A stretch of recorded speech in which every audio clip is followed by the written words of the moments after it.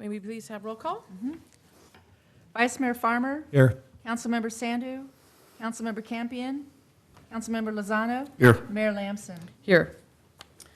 So I have a special guest. The city clerk is going to do the silent prayer, and then I'm going to introduce someone to lead us in the flag salute. So if you guys want to stand for the silent prayer.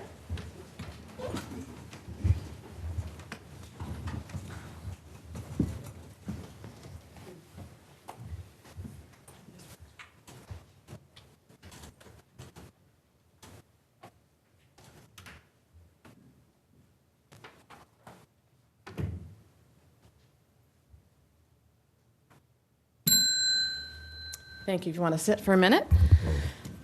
At the request of Councilmember Lozano, that's him right there, I have asked Itzel Medina from Liberty Ranch High School and her coach, Brian Robinson, to come down and lead us in the flag salute today. Itzel is a sophomore from Liberty Ranch High School, and she is the first wrestler, you heard me right, in Liberty Ranch history, male or female, to make it to the state wrestling championships. So this season, her record was 29 wins and 12 losses. 2 of those losses were to boys, and 2 were at state. And at the Bradshaw Christian Boys Tournament, she took 2nd place. So how many weight classes are there? 13. There's 13 weight classes. I'm not going to ask her weight. And at the Bear Creek Invitational, she took 1st place. At the Brittany David Invitational, she took 6th place. At the Del Oro Invitational, 3rd place. Sac Joaquin Northern Regionals, 4th place. Northern California Masters is right before you get to state. She took 5th place. And for the CIF State Championship, she qualified but did not place in that. Now, her coach, Brian Robinson, he wrestled in Missouri. He was all-state, and he has been coaching wrestling and track and cross country at Liberty Ranch for 6 years. So, can you pass me that? The box? Sorry. I have a little something for you. I forgot it. Thank you, Sean. Thank you much. So the city of Galt, we'd like to, it's not the key to the city. You have to get some of those. But this is just something special to commemorate your wonderful deeds and keep working. So she's only a sophomore, so hopefully we can get her to wrestle in college as they start to have those. I'm going to have you lead us in the flag salute. So come on up. Tell me to stand. Can everybody stand, please? Salute, pledge. I pledge allegiance to the flag of the United States of America and to the republic for which it stands, one nation, under God, indivisible, with liberty and justice for all.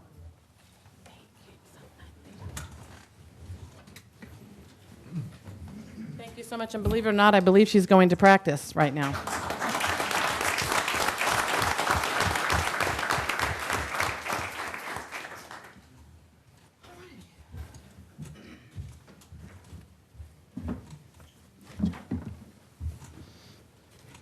All right, agenda approval, additions, or deletions? Okay. I'll do one last. F4. You want to pull Yeah. F4 off the consent? Yeah. Okay.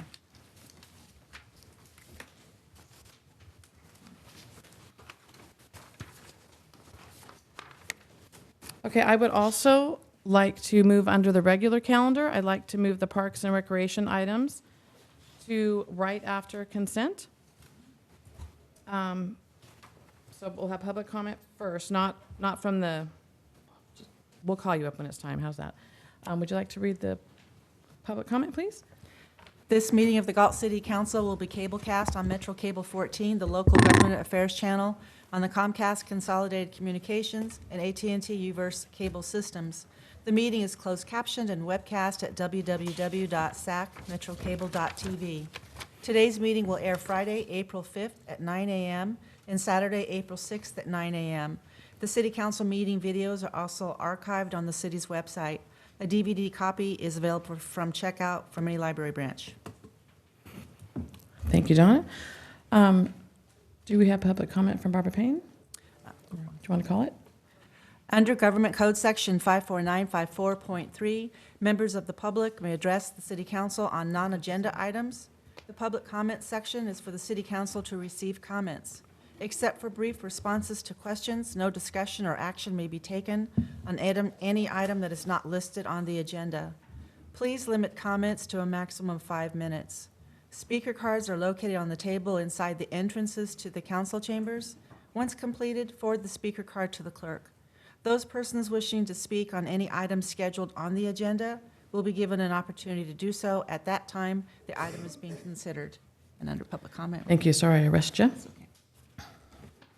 All right, we have Christina McCoy with the Community Garden, and I believe she's representing the Girl Scouts. Do you want them to come up with you?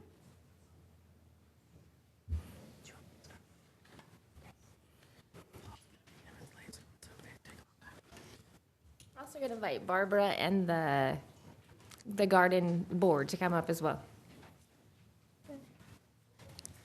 So, the Girl Scouts have been involved with the community garden for quite a few years. As our troop planted there, we had our box, and then we realized that the garden needed a little bit more, and so the Girl Scouts put together for their Bronze Award, they put the little learning library out front of the garden.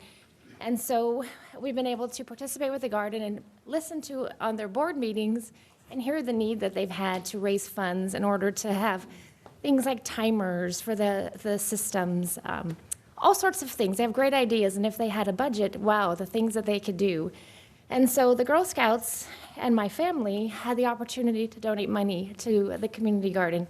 And so tonight we wanted to present that money to them. So we have a check, big giant Ellen DeGeneres check to the community garden for $2,500.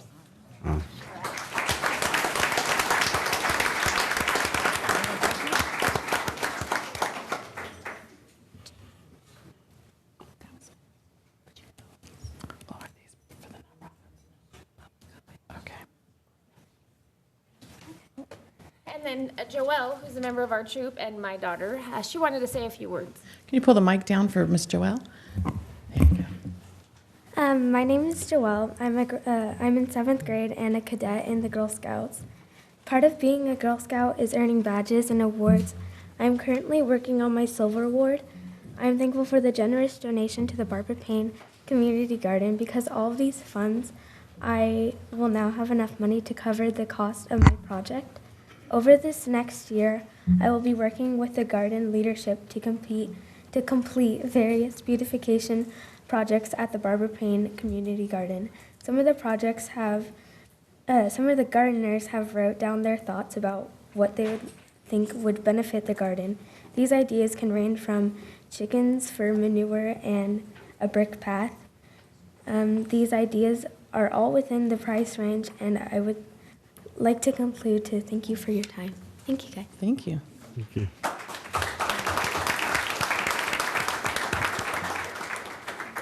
I would just like to say a big thank you, but also I would like to say that this garden has and exists just because of people like that. The city let us have the lot, and Chris Arias was able to get us a grant, and Russ Flutie got us our first donation from Home Depot. But the whole garden is there because of the generosity and the support of people like this young lady and her mom and the Girl Scouts. So I would like to say that I'm really proud of it. We have Girl Scouts, we have Boy Scouts, we have 4-H. We even have preschool from the Head Start School that has a garden there. We have people from all different cultures. Most recently, a garden was given or was awarded to a lady from, and I can't say it correctly, but Zimbabwe. And then we have from India, of course, we have quite a few Hispanics. But it is truly a community garden. It's not a Barbara Payne garden, it's a community garden. Thank you so much. So, former Mayor Barbara Payne, if someone would like to get involved with the community garden, how might they contact? Do they contact you? Yes. They can contact me through Parks and Recs. That's the best place. Yeah, Parks and Recs. Okay. We have applications there if you want a garden or if you want to contribute in any way. Thank you. Thank you. I know some of you were coming in late. If there are more speaker cards, feel free to sneak them to either the police officer, the chief, or Chris Arias right here, no problem. And now I'd like to call Sarah McFadden with the Galt Teen Center.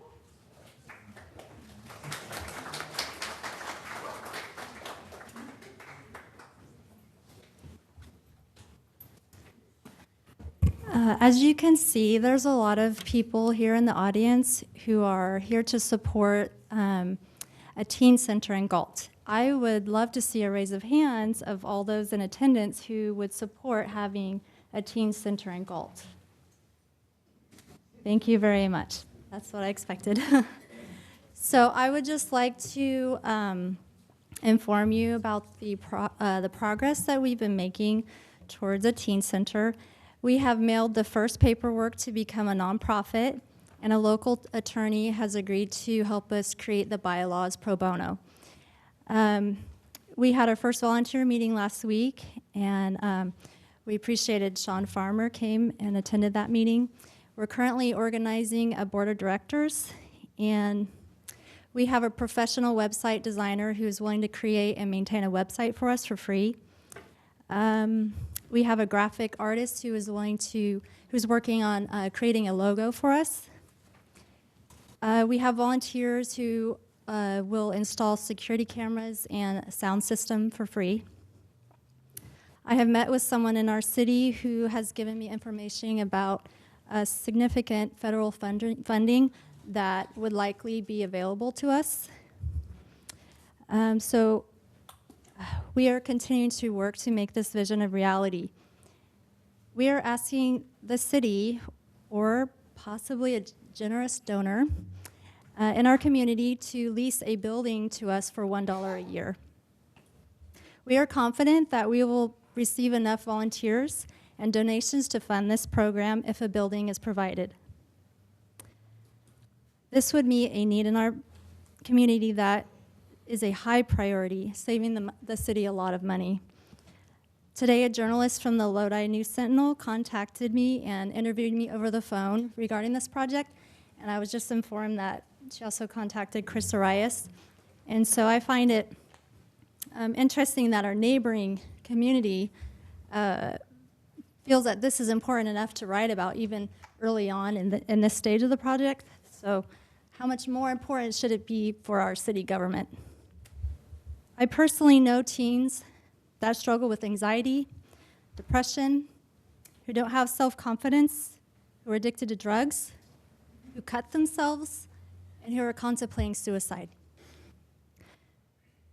I am meeting with a mental health professional on Monday to find out what resources are available out there for these kids. When Galt citizens were asked what is needed most to meet the recreational demands of our community, the #1 response was a teen center, and that was in the Parks Master Plan update in 2010.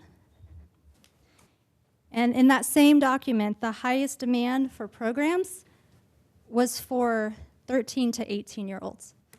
And this is what the citizens need and what we want. So we would really appreciate your support. Thank you for your time. Thank you.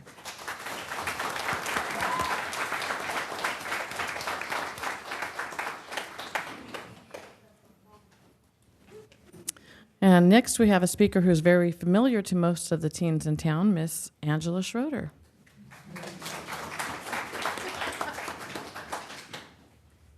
Hello, my name is Angela Schroeder. I don't know many of you, but I look forward to eventually getting to know you in the capacity of who I am. I have taught in the Galt High School district for almost 20 years. My first year as a substitute, and then I was hired on in 1999 as a full-time teacher at Galt High School. And then when Liberty opened, I was transferred over to Liberty Ranch High School. So I have a special place in my heart for this entire community. And I bleed red and I bleed green. So I love the kids of this school. Within that time, I've had the opportunity to teach, coach, and love thousands of the youth in our community, having gone to weddings, baby showers, and even, unfortunately, funerals. My husband and I have chosen to raise our own children in this town and look forward to many years of their own growth and development within the confines of a city which feels more like a family. However, we have often lamented the fact that there is nothing for the youth of our community to do. True, there is a skate park, but that only touches upon a very small portion of the kids. What is truly needed in this town is a teen center. A teen center would benefit so many aspects. Students who, first of all, need a safe place to hang out after school would have that environment. They would be able to get tutoring for assignments if they still just didn't get it while doing their homework. They would be able to use the internet and printers for research papers and projects, which unfortunately some of our students at, I know, the high school level do not have access to. Ideally, there would be a library, there would be video game devices and clubs which would help foster and meet camaraderie amongst our teenagers, strengthening the bonds of our town. From the early stages of planning, which I have been privy to, the greatest aspect of this whole center is the student involvement. I love that the kids will be an instrumental force behind the implementation of ideas, and that the structure and goals of the center itself will be molded and crafted by them. As an educator, I have too often seen the bogging down of what is truly needed by those who feel they know what's best. In this case, the kids know what is best, and they know what they need, and should and will be guided along the way by competent adults whose pure intentions are to see the benefit to this community, not just for their own children, but for future generations of children. My children, my children's children, on into however long we're here. Let us all support this worthy cause and bring some stability into the lives of our youth in a world where, all too often for them, life seems chaotic and disjointed. Thank you. Thank you, Angela. Next, we have Nicole Gregg, who's also with the Teen Center.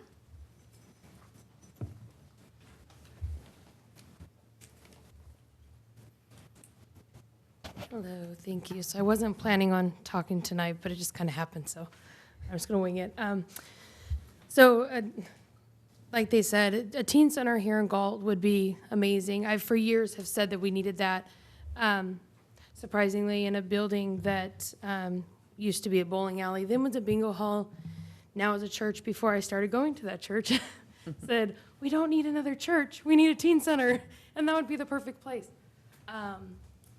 Now it is a church, but so thank you for heading this up and to the team that's working on that. I used to work at the Boys and Girls Club before it was tore down, and just kind of, there was a family of boys that came there, and they got in trouble like all little boys did. But after the Boys and Girls Club closed and they didn't have anywhere to be after school, their lives took drastic turns. We lived across the street from them, so we were able to see this all kind of unfold. And unfortunately, gangs is where they turn to. One that is currently in jail and has been for probably about 10 years now.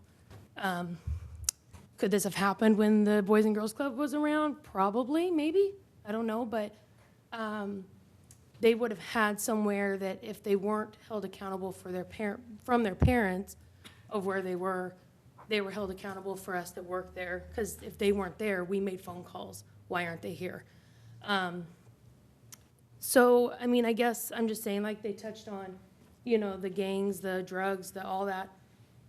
It's never going to go fully away, but we can help cut down on that by having a teen center and having somewhere for these kids to go that may not have anywhere else to go when they get home, you know, or even the kids that, and my kid is one of them that goes home and does her homework and then goes straight to an iPad or, and, you know, and I'm at work, so it's hard to, you know, restrict and, you know, grandparents can only, they want to be the nice guys, so they can only restrict so much before they're like, okay, yeah, go ahead, your mom will be home in an hour, you know. But it gives them somewhere to go, and it gives them a safe place to go. So they're not walking the streets, they're not getting in, they're not having that opportunity to get in trouble. It very easily, I mean, I know there's people in here that I played sports with their kids, and very easily we could have all gotten into the trouble that we could have, but we had things to do, we had places where we could go and to do, so we didn't have time to get in trouble. So I just think a teen center would be amazing for our kids here in this community. Thank you. Thank you.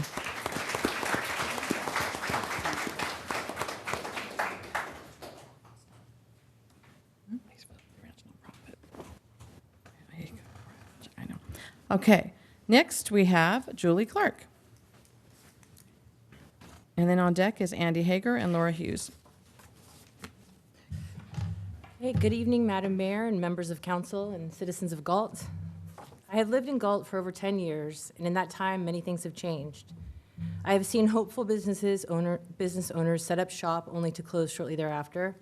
I've seen new housing developments crop up in former vacant spaces. I have seen the expenditure of large sums of money by the city on water, sewer upgrades, and I've seen the housing market crash and gradually rise again. One thing I have not observed is the addition of any significant new park or recreation spaces. Another thing I haven't seen is the expenditure of funds towards the betterment of our youth. What a city spends its money on says a lot about the values of the community.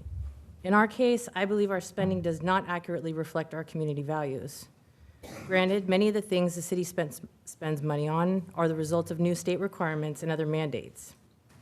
However, other things, for example, money spent on a consultant to instruct us on how we can attract certain businesses to Galt, in many cases, businesses that Galtonians don't want, or $50,000 to a consultant for staff development training, or money to draft proposals for projects that haven't been vetted by or presented to the citizens. These things are non-essential, non-mandated, and therefore should be considered secondary to investing in projects which actually benefit the people living in Galt. If there's one thing people in Galt are passionate about, it's their children. The people of Galt have specifically settled here or chosen to stay here because they want to raise their children in a small, safe town. Living in a small town does not mean that their opportunities should be limited. Galt is not an impoverished city. We have the resources to provide excellent parks and recreation spaces for our kids. It is all about how we prioritize what we spend our money on. Recently, I was reviewing the Galt Parks Master Plan update from 2010. I enjoy reading that document because it gives me hope.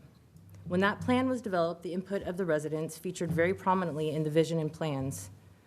I sadly discovered just the other day that the park proposed at the cost site will never come to fruition. The city decided to sell the 16-acre parcel in 2015 for a meager $250,000. One reason for selling was that the park build-out was likely another 10 years. That type of short-sightedness is regrettable. Recently, the city sold another 5.7-acre parcel to Arcadia Development, and I won't comment on my thoughts regarding the wisdom behind that transaction, as that issue has already been decided. But the positive aspect of that deal was the $353,000 resulting from the sale of the property, and that money will go to Parks and Rec. I strongly urge council to think very carefully about the plans for the money. I fear the money will be cannibalized by operational costs within the Parks and Rec department. I am here to suggest that the city earmark the money from the sale of the parcel for the construction of a building to be used for the proposed Galt Teen Center, perhaps on the lot on the city-owned lot formerly occupied by the Boys and Girls Club. The city desperately needs more services for teens, primarily recreational and social opportunities. I will refrain from going into the entire litany of reasons why a teen center would benefit the people of Galt. I will leave that task to the other speakers. As many cities don't like spending money without answering the question, what's in it for us? I would like to point out that the benefit of providing such a venue would not be one-sided, as the city itself stands to benefit greatly. The addition of a teen center in Galt would be another feather on our cap, adding to the desirability of Galt as a place to live. The presence of the teen center would potentially result in a reduction of petty crimes and drug offenses by minors, consequently reducing the demand for police contacts and service calls. Additionally, the presence of a teen center means better outcomes for our youth and a better future for our children. Creating strong young people who value their community translates into a future generation of adults who look fondly upon Galt and who may decide to come back to Galt and raise their families here. It is time that the city prioritize something which sends a message to its citizens. We value you, we value your children. You were elected because the citizens of Galt believed that you would fight for us, that you would be our voice. As you see by the presence of those who came here tonight to support the proposed teen center, the people are using their voice. They are asking you to not only listen and politely say, thank you, but to muster your power and your resources to make this happen. Thank you. Thank you, Ms. Clark.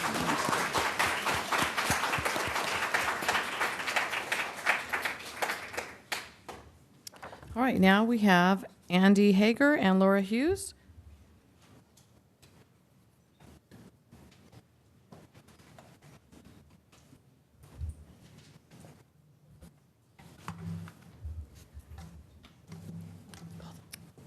Go ahead and pull the mic down. You can pull the mic down.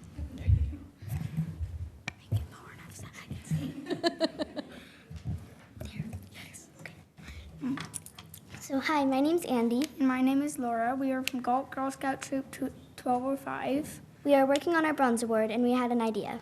We were thinking of putting a little dog house full of toys for all the dogs at the dog park. At Monterey Park, we have spoken to citizens and they said it was a good idea. We are doing this for the dogs and the owners who want something to play with. The cost will be about $300 and will be covered by Troop 1205. It will be a 2-foot cube. It will have a supporting stand to keep it up. Here's an idea of what it might look like.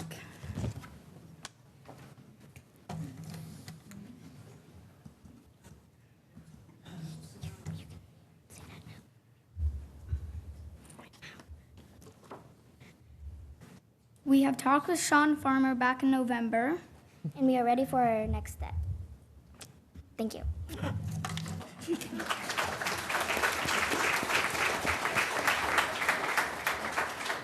Thank you, ladies. That was a very nice job. You should be proud. Just to confirm, Coach Linebaugh, you're here for the events, not for the just general public comment, correct? Yes. Okay. I'm moving you to the other section there. Okay. I don't see any other public comment for that. So let's go over the consent calendar. Or do we pull? Oh, sorry. Reports by city council members on regional boards, commissions, and communities. Vice Mayor Farmer? Nothing to report. Councilmember Sandu? Nothing to report. Councilmember Lozano? Yeah, I just have one thing to report, and I'll be brief. We had at the SACOG, we had an issue where SACOG board asked jurisdictions to write a letter of support for the Green Means Go program, and there's some attached potential funding mechanisms with this program. It really speaks to how SACOG will work with the state and federal government to try to bring funds to the area to help with transportation and other costs. And so, as I learned last week, we were one of the very few municipalities who had not yet signed a letter of support for the program. And so, as the SACOG representative, I signed a letter on behalf of the city, and so I want to report out to that. And I think Krista Rice could probably do a better job of explaining the Green Means Go program, because it's been in the works for quite some time, and staff's had some intimate knowledge about it. Yeah, I want to thank Councilmember Lozano for stepping up and getting that letter out. I would have hated for the city to be one of the only jurisdictions in the region to not support the program. But the Green Means Go program, SACOG is seeking state funding to support and provide grants to its local municipalities for infrastructure and other things like that that would support infill and smart growth. So when talking to the SACOG rep, they were actually excited about the many things we've been doing that relate to smart growth and infill development. In particular, we've implemented a fee reduction program for infill. We've got an annexation that's really considered an infill that's going to bring our two halves of the city together. Our industrial annexation, where we're balancing residential growth with job-producing type uses. We're all exciting to SACOG because those are examples of smart growth and infill development that they were hoping we can eventually fund with grant funds. So again, thank you, Councilman Lozano. It's good that we did that. That's in the interest of time. I want to. That's all I have to report. All right, thank you. I attended the Sac Metro Air District Board meeting, and we had some presentations, some studies, and the number one cause of air pollution, which I've been quizzing people lately. A lot of people think it's factories. Our factories have so many regulations, they're not polluting the air anymore. The number one cause of air pollution is vehicle emissions, and the number one cause of sickness and absences from schools is asthma, which is related to air pollution. So just be on the lookout. We are doing some things in our city to alleviate some of that, where roundabouts work better because cars don't have to stop, and when they stop, they create more pollution. So we've got some roundabouts in the works, and some of that is because of the air pollution control, so things like that. I also attended a League of Cities luncheon in West Sacramento with Chris Arias and Amy Mendez, dragged them along with me. And we had a presentation by the West Sacramento City Manager, Aaron Laurel, on some of the redevelopment, and they've really done a great job with getting that to a desirable looking and area with some affordable housing. So we got to look at some of that. We also heard from Steve Coyle from the City of Woodland, who's an expert on housing. So we've got some great ideas, and hopefully we can get some apartments and things here for some of our citizens to move into soon. And then I'll talk about Walmart afterwards. All right. So now we can do consent? Mm-hmm. Yes. Okay. So consent calendar.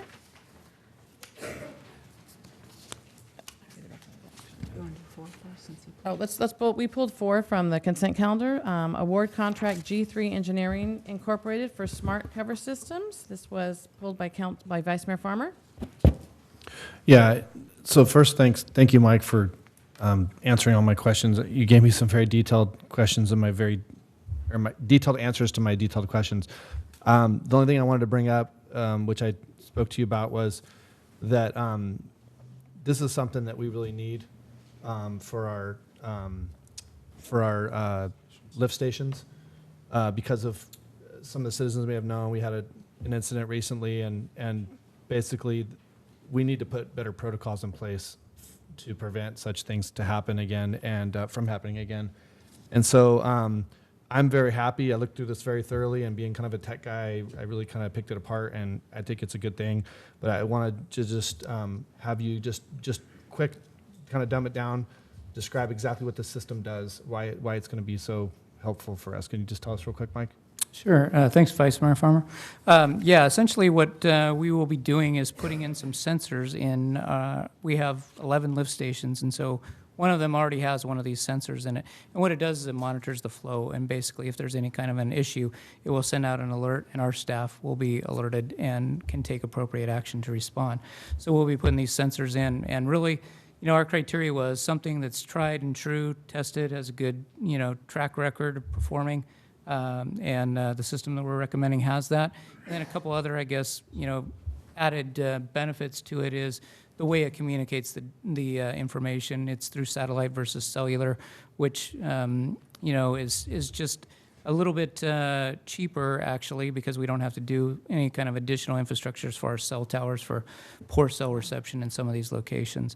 And then it has its own battery, so if there's a power failure like we had last November, we will be able to still get the information through and our crews can respond. So, yeah, it's definitely a good thing, and nothing is ever totally bulletproof, but this is probably about as close as it gets. So, And this backs up all the data to the cloud.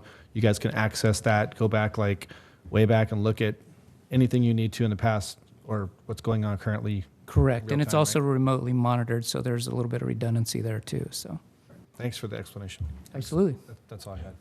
Anybody else? I just had one comment on it. I after reading through it, I like the fact that we're building in some redundancy where we may or may not have had it in the past in terms of the power backup systems, and I think that's going to serve us well. So thank you. Thank you.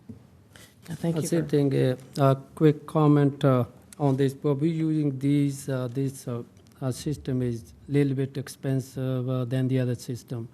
And the reason we're using, because we don't want to take a risk, anything happened before, right?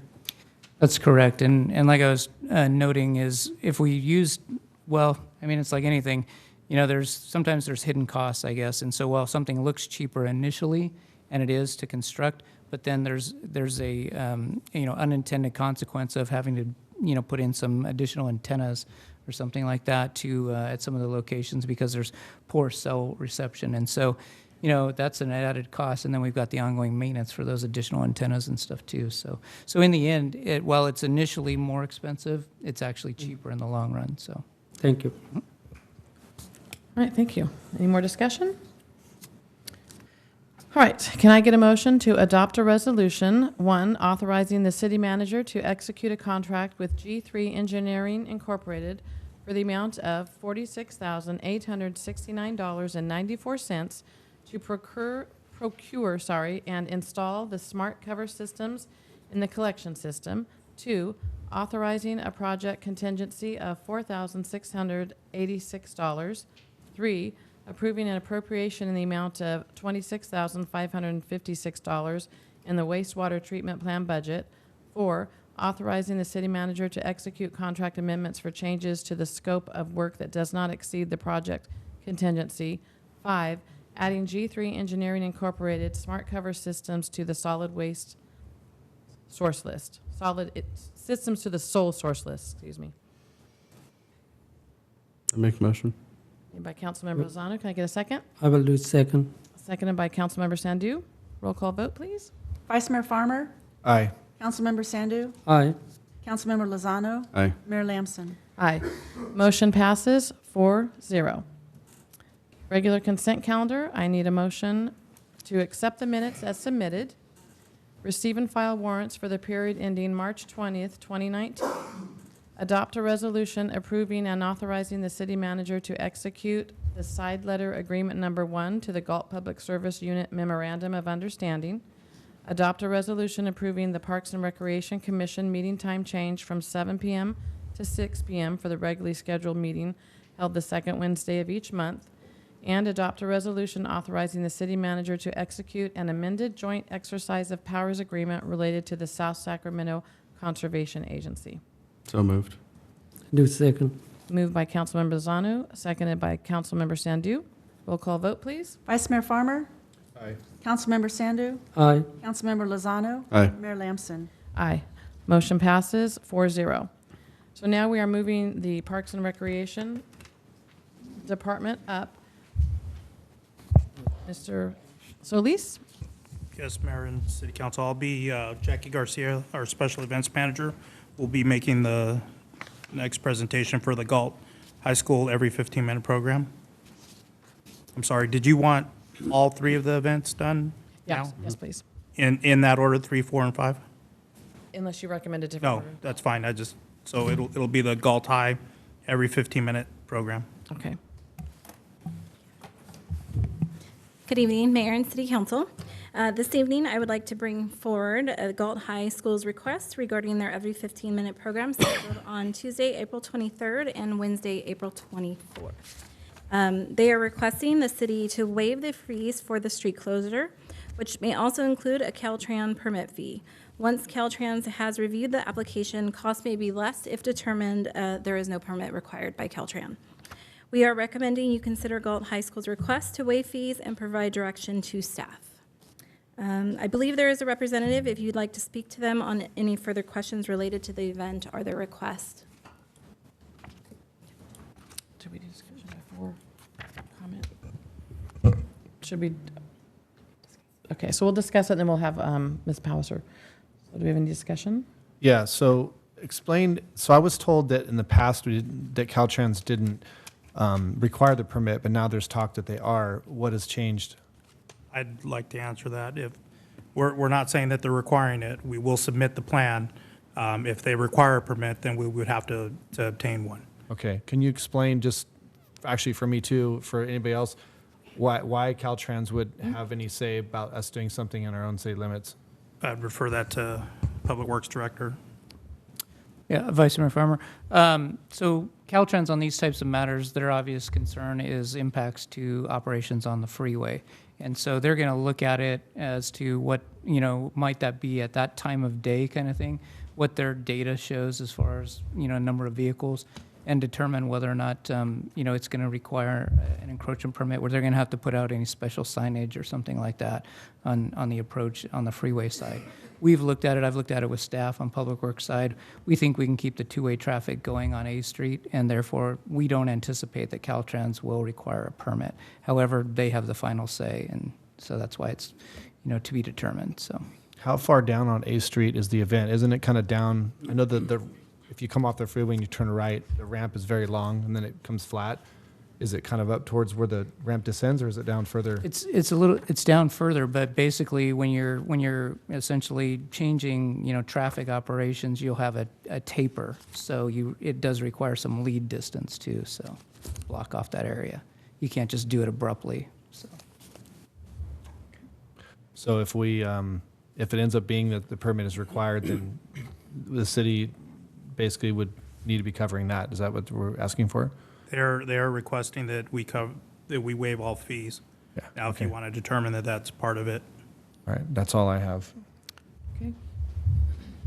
Councilmember Lozano? I have a quick question, and my question is more about timing.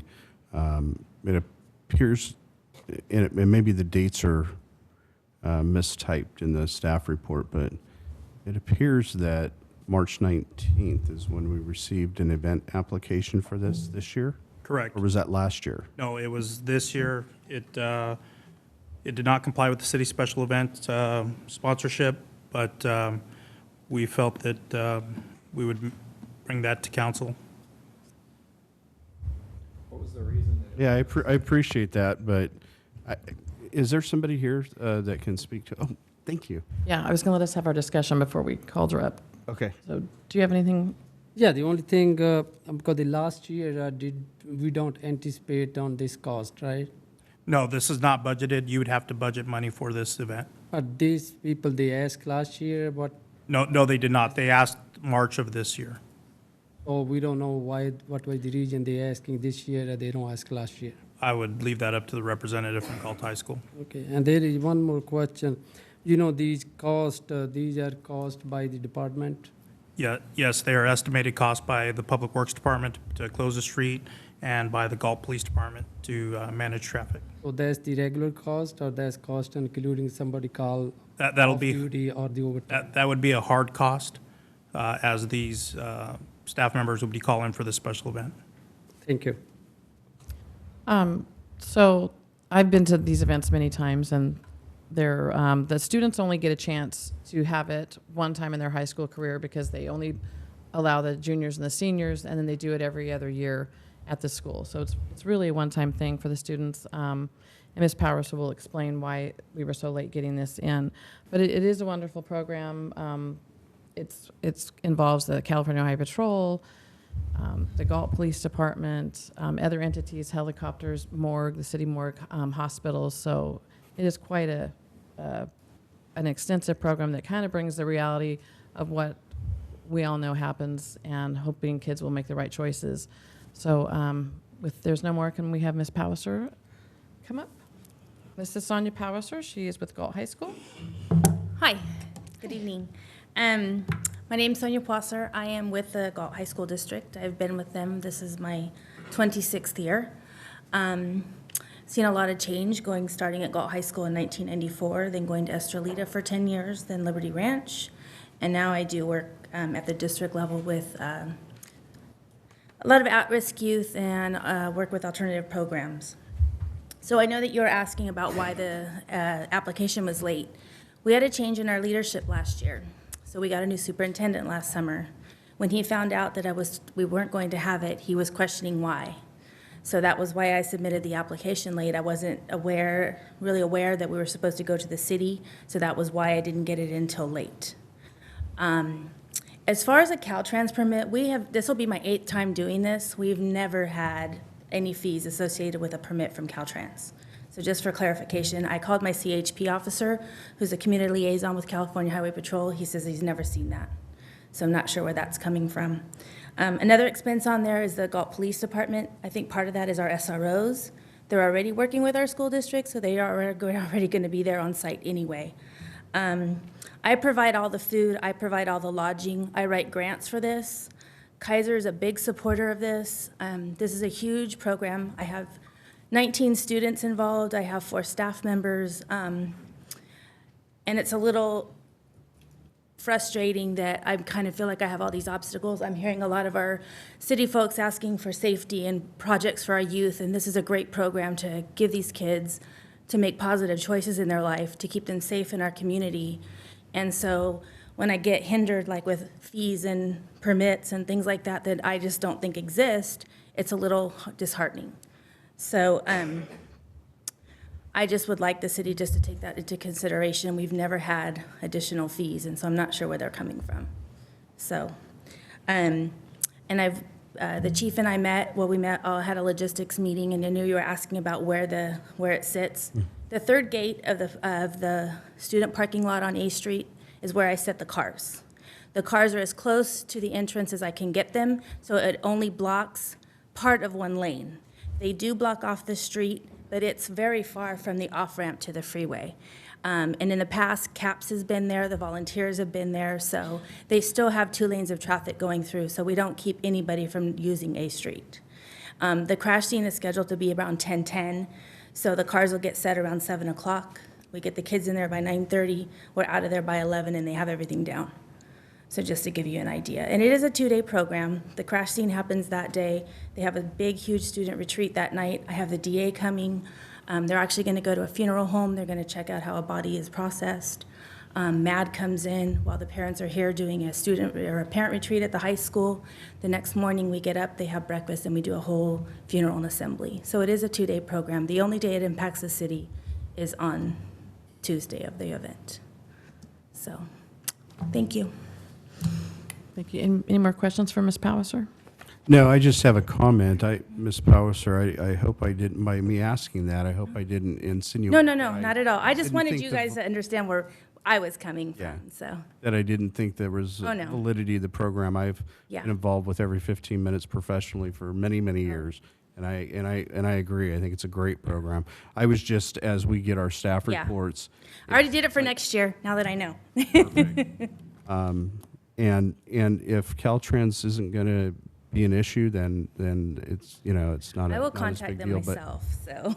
Well, and, I can't imagine that somebody just said, let's think about this. Oh, well, maybe there Yeah. might be a Caltrans fee. I'm sure that came from somewhere, but, Right.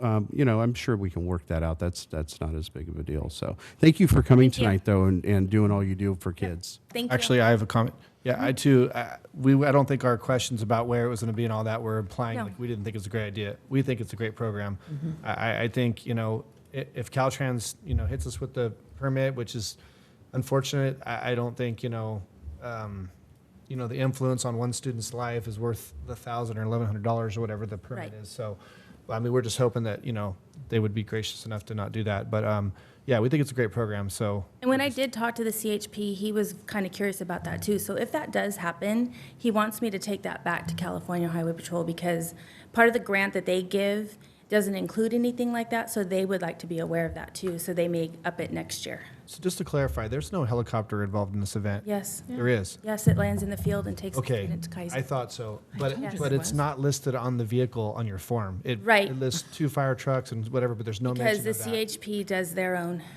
They will land. Right, but to apply, I mean, I think we should have And that it's- added on our form. I mean, okay. it should, right, we should have it listed on there, that there's gonna be a helicopter. And that's all done through Caltrans, through an actual permit, that they waive that permit. Okay. So I have that form if you want me to give that. I'm just, send that it's to you. just a. Well, I know it lands in the field. It doesn't land on any city property. No. I know, but it just, as it lists the event, it talks about what the event, and it lists anything, any vehicles are gonna be involved to the event. Well, clearly, a helicopter's a big deal.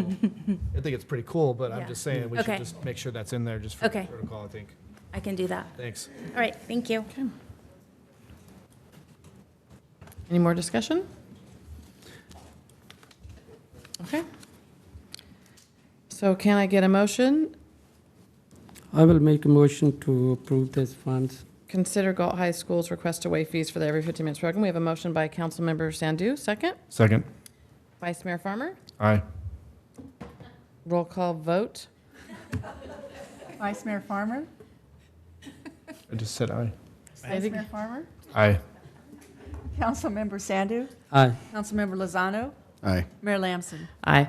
Motion passes 4-0 or 5-0. Just kidding. Okay. Mayor Lamson? Yes. Do we need to distinguish what fund that'll be charged to? Would it be our special event fund? Yes. Do we need to get, Kimberly?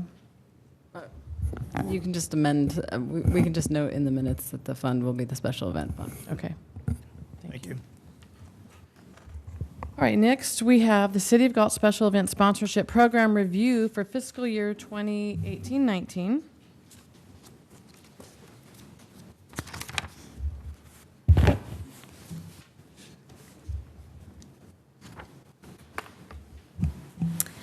Hello again. Tonight, I will be presenting to you the Special Event Sponsorship Program Review and Funding Sheets for 18-19 fiscal year. In 2017, the City of Galt approved the Special Event Program, Sponsorship Program. The approved Special Event Sponsorship Program was to set forth guidelines and criteria governing the granting of issuance of City of Galt funds or in-kind services for the purposes of supporting local festivals, special events, community projects of programs. With this, the City Council approved 11 special events. Those special events included the Chamber Food Truck Event, Tiny Smiles Run, Shop Local Extravaganza, Shamrock Festival, Galtoberfest, Galt Street Fair, Galt Summer Vendor Fair, Galt High School Homecoming Parade, Liberty Ranch High School Homecoming Parade, Galt FFA Farm to Fork Dinner, and Vet Stock. Provided is the special event cost projections and actual hard cost of events approved. Chamber Food Truck Event, there was no cost because it was on the promenade access. Tiny Smiles Run was estimated hard cost was $4,100. The actual hard cost was $41,8960. Chamber and Shop Local Extravaganza was $21,90 estimated, and that is still pending due to the event not taking place until April 13th. Liberty Ranch High School Homecoming Parade estimated was $1,020, and the actual was $739.84. Shamrock Festival was $21.90 estimated, and that event was canceled, and the money was allocated to the City Banner Program. Galtoberfest was relocated to the Littleton Center. The estimated hard cost was $35.50, and the actual was $175. Galt High School Homecoming Parade was $1,020, and actual hard cost was $872.98. Vet Stock was $3,500, and the actual was $3,500. The Galt Street Fair was $21.90, and that was canceled. Again, the money was allocated to the City Banner Program. The Summer Vendor Fair was canceled, and Galt FFA Farm to Fork Dinner was $18.80, and the actual was $864.84. And may I note the banner program she's speaking of is the 150-year banner program, not the military banner program. Okay. It was dedicated to that. And the reason for the Galt FFA Farm to Fork is that we were able to negotiate them relocating to the promenade. There was no street closures in that event. Wonderful. Also, if you'd like more details on special event costs, please refer to the funding sheets included in the staff report. Those funding sheets were submitted by the event organizers, and numbers provided were by the organizations. So total overall expenses were captured by the following. Reduction in hard costs, Shamrock Festival was canceled. Again, Galtoberfest was relocated to Littleton Center, and Galt Street Fair was canceled, and one sponsored event has not taken place. The hard staff would include the staff time worked other than their regular schedule, any materials requested such as trash bags. Facility rentals, again, are not considered hard cost. In addition to managers or mid-managers, since we are exempt employees, that isn't included. So the actual hard cost was the $10,342.26, and again, that's pending based on the upcoming events that are still in.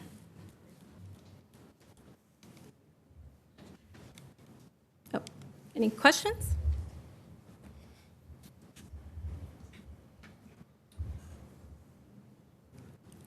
So I'm trying to find this on my staff report, but so our hard costs are coming in under, are estimated by like half, with the exception of the one event that hasn't happened. Is that right? Mm-hmm. So the one that hasn't happened is the extravaganza, and that's like $2,000 some, $2,100 or something. We estimated $2,190. So can't really read that. So it'd be about 12,000, 13,000 or something. Yeah. Okay. Around. Okay. That's all. Thank you. Mm-hmm. Okay. Councilmember Lozano or Sandu, any discussion? No, thank you. All right. Nope. Do I need a motion this, Kimberly? Okay. All right, thank you. Now, we have the City of Galt Special Event Sponsorship Program preview for the fiscal year 2019-20. Okay. All right. In 2017, the City Council approved the special event policy. The goals and objectives for this policy was to promote the City of Galt as a desirable place to live, visit, and do business, promote the City of Galt as a visitor destination or bring tourism associated with revenue to the city, enhance the quality of life and well-being of the citizenry, advance the city's commitment to and pride in being a multicultural community, encourage the development of neighborhood identity and pride, and promote cultural and artistic awareness among the citizenry. Aligns with the City of Galt mission statement or strategic plan. At the April 16th City Council meeting, City Council will review and provide direction to staff regarding the special events on monetary amounts and in-kind contributions. Provided is an overall view of the applications received at the time. At this time, I will provide a few highlighted details of each event, and after my brief presentation, I will have a representative from this list order come up and speak on their event's behalf. Club Prime Volleyball Tournament is location Galt Community Park, July 14th. It's a free community event with expecting 200 attendees. The estimated soft cost would be $532.64, which would include the rental of the pavilion and 8 hours of park maintenance costs to service restrooms in the sand area. Galt Chamber of Commerce Food Truck Mania. It's the 4th Street Promenade, first Saturday of each month. It's a free community event. Expecting 200, there is no hard cost or soft cost for this. Galt Chamber of Commerce Balloon Festival. It's using Galt Market Grounds, August 10th and 11th, and it's free parking and shuttle for the event. Expecting about 200 with the city hard cost of $25 and city soft cost $54.08. The hard cost would include the restroom supplies, and soft cost would be 1 hour of park maintenance cost to service restrooms.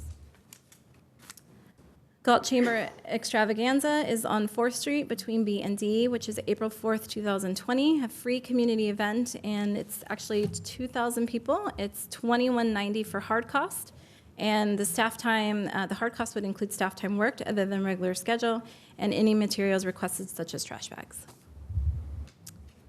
The Military Convoy Centennial is on 4th Street, September 13th of this year, free community event. Expecting 200, and city hard cost is none, and there's no soft cost.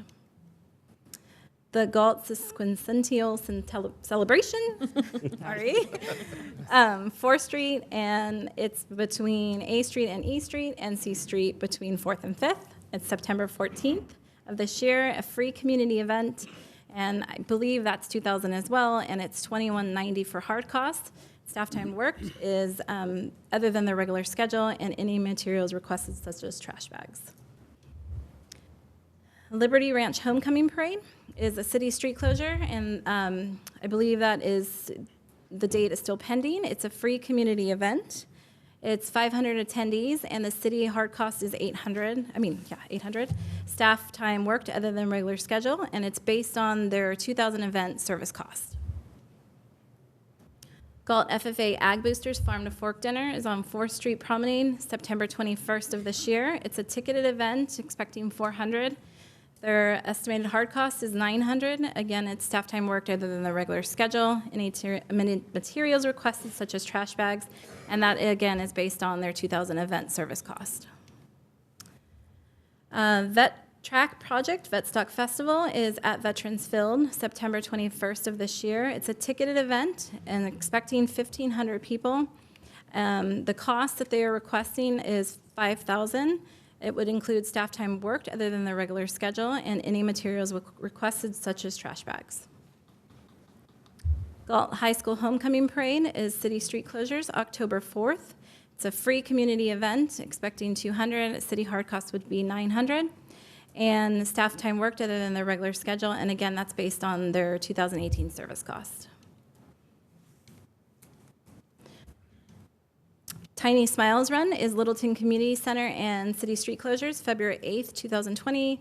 Participation, there is a registration fee, 1,500 attendees, $4,200 in hard costs, and soft costs would be $600. Hard costs would include staff time worked other than their regular schedule, and again, it's based on their 2018 service cost. Again, its soft cost would include rental of Littleton Center.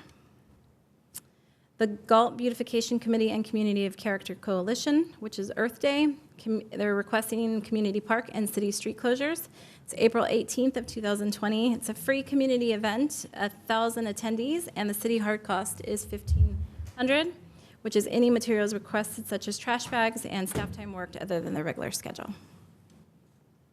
The Kiwanis Club of Galt 5K Fun Run, community park and city streets they're requesting, May 15th and 16th of 2020. Free community event, expecting 200, and the hard cost would be $1,479.64. It would be staff time worked other than the regular schedule. Any materials requested, such as trash bags, and they are requesting for us to pay for their event insurance. Galt Joint Union High School every 15 minutes. The location is the city street closure. The date is to be determined. It's a free community event, expecting 550 people, and the city hard cost would be $2,050. And again, that would be the staff time worked other than the regular schedule. Galt Chamber of Commerce, in conjunction with the city-sponsored event, which is the Christmas Vendor Fair and Food Truck Mania. That's 4th Street between B and D, December 7th of this year, free community event, expecting 1,500 people, and there is no hard cost or city cost. It's in-kind, part of city lighting of the night celebration. Galt Sunrise Rotary Community Dinner, Littleton Community Center, they're requesting December 14th. It's a free community event. 1,500 attendees. There is no hard cost or city soft cost. So, again, this slide will provide you amounts of requested sponsored. Some of these event sponsorships were based on similar past events, actual needs, or organizers requested on application. Also, estimates may change based on factors not known, like type of band or change of venue. At this time, this would be a great opportunity for the organizations to come up and speak with you directly and provide the benefits of their organization and event for the community. And then this will also allow the council an opportunity to ask any questions they may have and an opportunity to digest all the submitted event details and requests. So I will now go ahead and bring up the organization in the following list order and provide them at least 2 to 3 minutes to speak.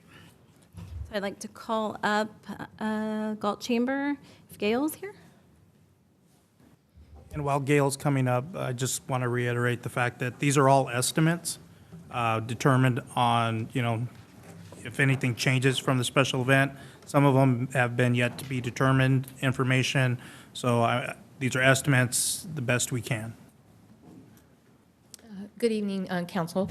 My name is Gail Weber, and I'm actually going to be speaking on 5 of the events that are up there.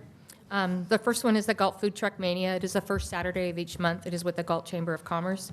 It is going into its 4th year, and the Galt Food Truck Mania has become a favorite Saturday night event, especially in the warmer weather.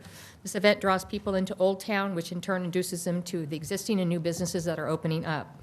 We are asking to have the parking spaces on the west side of 4th Street between B and C Street designated no parking from 2:30 to 8 p.m. during these events. The next one to talk, I'm kind of going in the order that they're going to happen during the year. The second event I'm going to talk about is the 3rd Annual Club Prime Volleyball Tournament and the Red Spike and Blue CSD versus Galt PD Sand Volleyball Tournament. This will happen, this is time for the chief to redeem himself. I get to take a little bit of her time. I don't think the fire department should be able to play this year. Okay. Especially when they bring in ringers from Elk Grove. We're actually requesting July 14th, but also the morning of July 13th to prep the course and to just clean up stuff and everything for the sand volleyball. This is a free family event that brings people into Galt Community Park. It also introduces the sport of sand volleyball to the community. 10 teams will be competing in sand volleyball. We will have food vendors, shop local vendors, and the annual goodwill game between Galt PD and Consumnes Fire. Money raised will go towards lowering the cost of participation in Club Prime Volleyball, which is a local nonprofit. The main event is on Sunday, July 14th. We also request use of the volleyball area on Saturday for prep and practice. We request that the circle in front of the gazebo be blocked off for the food vendors and for use of the gazebo during the Sunday event. Vendors will set up on the lawn around the volleyball and the playground area. The next event is the 2nd Annual Galt Balloon Festival, which is August 10th and 11th. This is put on by the Galt Chamber of Commerce. In 2017, this event drew between 2,000 and 3,000 people each day to McFarland Ranch to watch hot air balloons take off over the skies of early morning Galt. We had 8 balloons in 2017. We're anticipating 12 this year. Approximately 1,200 people each day utilized the Galt Market grounds, parking lots, and shuttle service. People came from 2 to 4 hours away for this event. Many ate and purchased gas or shopped while in Galt. Several booked rooms in our local hotels. We are asking permission to again use the Galt Market grounds parking lots as a satellite lot. We will be contracting with Galt Joint Unified School District for bus service. We would like the east side of Chabola Avenue across from Parks and Rec office have signs placed that indicate bus parking only. We also ask that the bathroom in Veterans Field be unlocked at 4 a.m. Lighting of the Night, which is a shop local vendor event also put on by the Galt Chamber. That is December 7th. This event allows local vendors to set up in F&M Bank's parking lot during the City of Galt's Lighting of the Night event and parade. This event draws people into town a little earlier than the city's scheduled events for the night. It adds to the whole event. We are asking for signs placed in F&M Bank's parking lot designating no parking from 1:30 to 9 p.m. the day of the event. F&M Bank does not charge to use the parking lot. They just ask for proof of insurance, which the chamber provides, and for the parking lot to be left clean. The 11th Annual Galt Extravaganza, oh my God, 11 years, April 4th, 2020. This free family event has become a staple in Galt. The day is filled with free Easter egg hunt, free pictures with the Easter Bunny, egg drop, the parade, youth commission pancake breakfast, a car show, food truck, and vendors. This draws approximately about 2,000 people to the Old Town area. That's the 5 that I'm in charge of. Do you have any questions? No, I don't. Anybody? These are all pretty staple events that we've had in the oncoming years. Okay, thank you. Thank you. Is it all right if we call Tiny Smiles next? I know there's a little bit of a hardship. Needs to get out of here. So you can go next if you want. You need to. Hi, my name is Rick Kieser. I am the president and co-founder of Tiny Smiles. We raise money and awareness for children with congenital heart defects. In the Chiefs' defense of volleyball, they don't get to practice like firefighters do. So, you know, they shouldn't be allowed to practice this year. And recruited at Sac State for all the volleyball players from Sac State. Awesome. I want to thank Vetstock for showing up because they asked for more money than I did, which barely, but I'm thankful that they're here. And we only have about 500 people, so I don't know where the 1,500 came from. I would love to have 1,500 people show up to our event, but that was a typo either on my treasurer's application or when it got printed up. But we have been blessed to support families over the last 8 years with kids with congenital heart defects. Our son was born in 2011 without his left ventricle, lived 6 months, and died December 27th of 2011. Shortly thereafter, we started this fundraiser to raise money to support the staff and the families that work with these kiddos or live with these kiddos.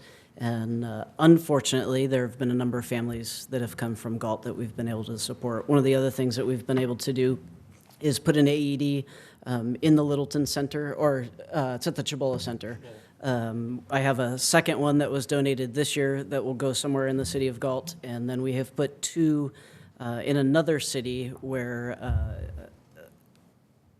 unfortunately, a firefighter died at our event. And so where his daughters go to high school is where we've been able to put 2 others. So we've raised about $10,000 just in AEDs that hopefully will never be used, but if they do, the likelihood of saving somebody's life is very high. So anyhow, that's tiny. This will be our 8th year, probably our last. It's a lot of work, but we've been very blessed, and thank you guys. Wasn't most of you, but thanks for all your support over the years. And thank you for your community support, too.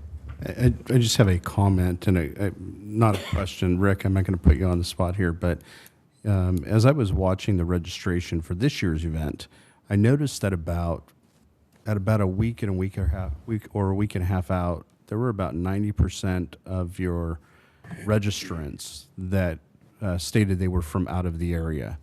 And that is an absolute blessing to have folks come into our area, use our facilities, go to our restaurants, stay in our area, and really get to experience Galt for the great place that it is.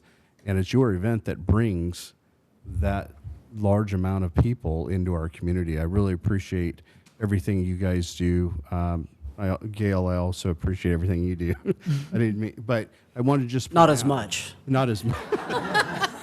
I Just kidding, Gail. I wanted to point out that when I was looking at your event, that really kind of caught me by surprise, and it's really truly a blessing to have that many folks from outside the area come in and Thank you. and experience our great community.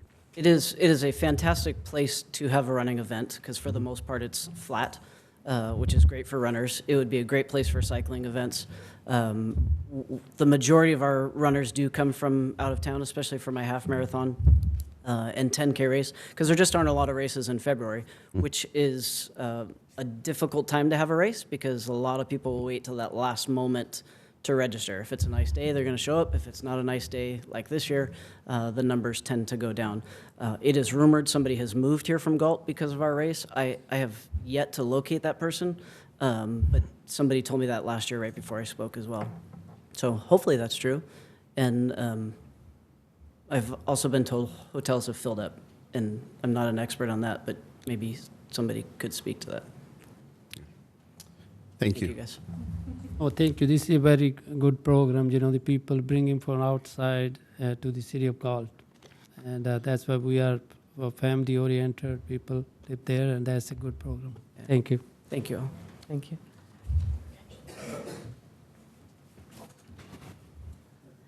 So now we'll go ahead and bring up Bonnie. Bonnie Rodriguez. This one's on there. Bonnie Rodriguez with the Chamber of Commerce. I need to ask a question really quick of an audience member. Janet, are you guys here for the convoy? No? Okay. Okay, I'll go ahead and speak about the convoy.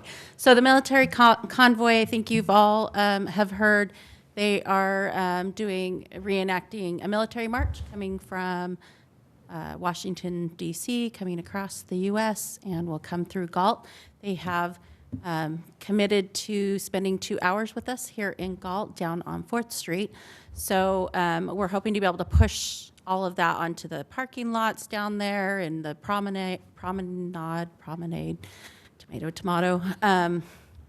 We actually have several of our local restaurants who have committed to help feed this convoy when they come in. So the number, just out of warning, the number, they're bringing 170 people themselves. So I'm hoping more than 30 Galt people show up. So we may have quite a few more people down there. Just to give you an idea, I do know that since it is a Friday and most likely during school, that Valley Oaks Elementary, who is within walking distance, they may bring some classes down for a walking field trip. It depends, again, how the time that the convoy is there. So that's the first one, and hopefully won't be too time-consuming, because obviously the next day we're celebrating Galt, and that's the sesquicentennial. It took me a long time to be able to say it. And so we are anticipating we want the whole city to come down. So we're hoping, 25,000 come down, just don't tell the chief. So, but we encourage everyone to come down. We're still in the planning stages, but there are some really good things being planned for it. It's going to be really exciting. The committee, we're still fundraising for the event. Obviously, our banner program was, it just blew us all away how the great response that we had. We still need to do fundraising, and we want the city to be united.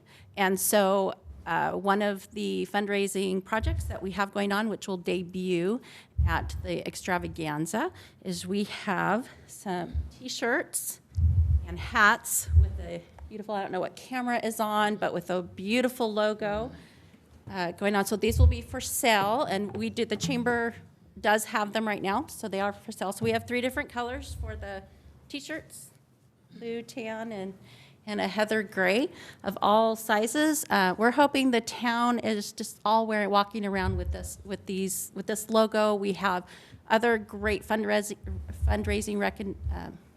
mechanisms. So people out there, watch for these special commemorative objects or memorabilia that's going to come out. We're pretty excited about it, and we just really want the town to unite and celebrate with us. So, do you have any questions? Do you know Yeah, what's the date? The actual date is September 14th. What's the date of the next? So the committee meets every 2 weeks. About every 2 weeks, and I don't have my phone with me to look at the date. You're still looking for volunteers. I think it's 8. Yeah, we still are looking for volunteers and ideas. If anybody out there would like to participate or has a great connection to whatever, or wants to, be a street performer, but in a good way, we are looking for people to help and make this a great event. I'm sorry. How much for the hats and shirts? Oh, so the hats are $15. And the T-shirts are $15, and then we do have extended sizes that are a little bit more. But there will be more T-shirts and different designs and stuff coming out too. So like I said, we're going to have enough for 25,000 people to be wearing around Galt. And where can they get those right now? You can get them at the chamber. Right now, you can call or come in, and we have them, these right now stacked. Or you can get them at the extravaganza. We'll have a booth. The chamber will have a booth to sell the T-shirts. Okay, thank you. Anything else?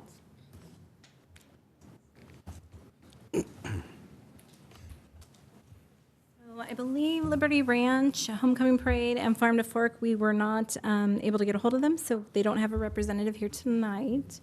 So we will move on to Vets Talk. Eric?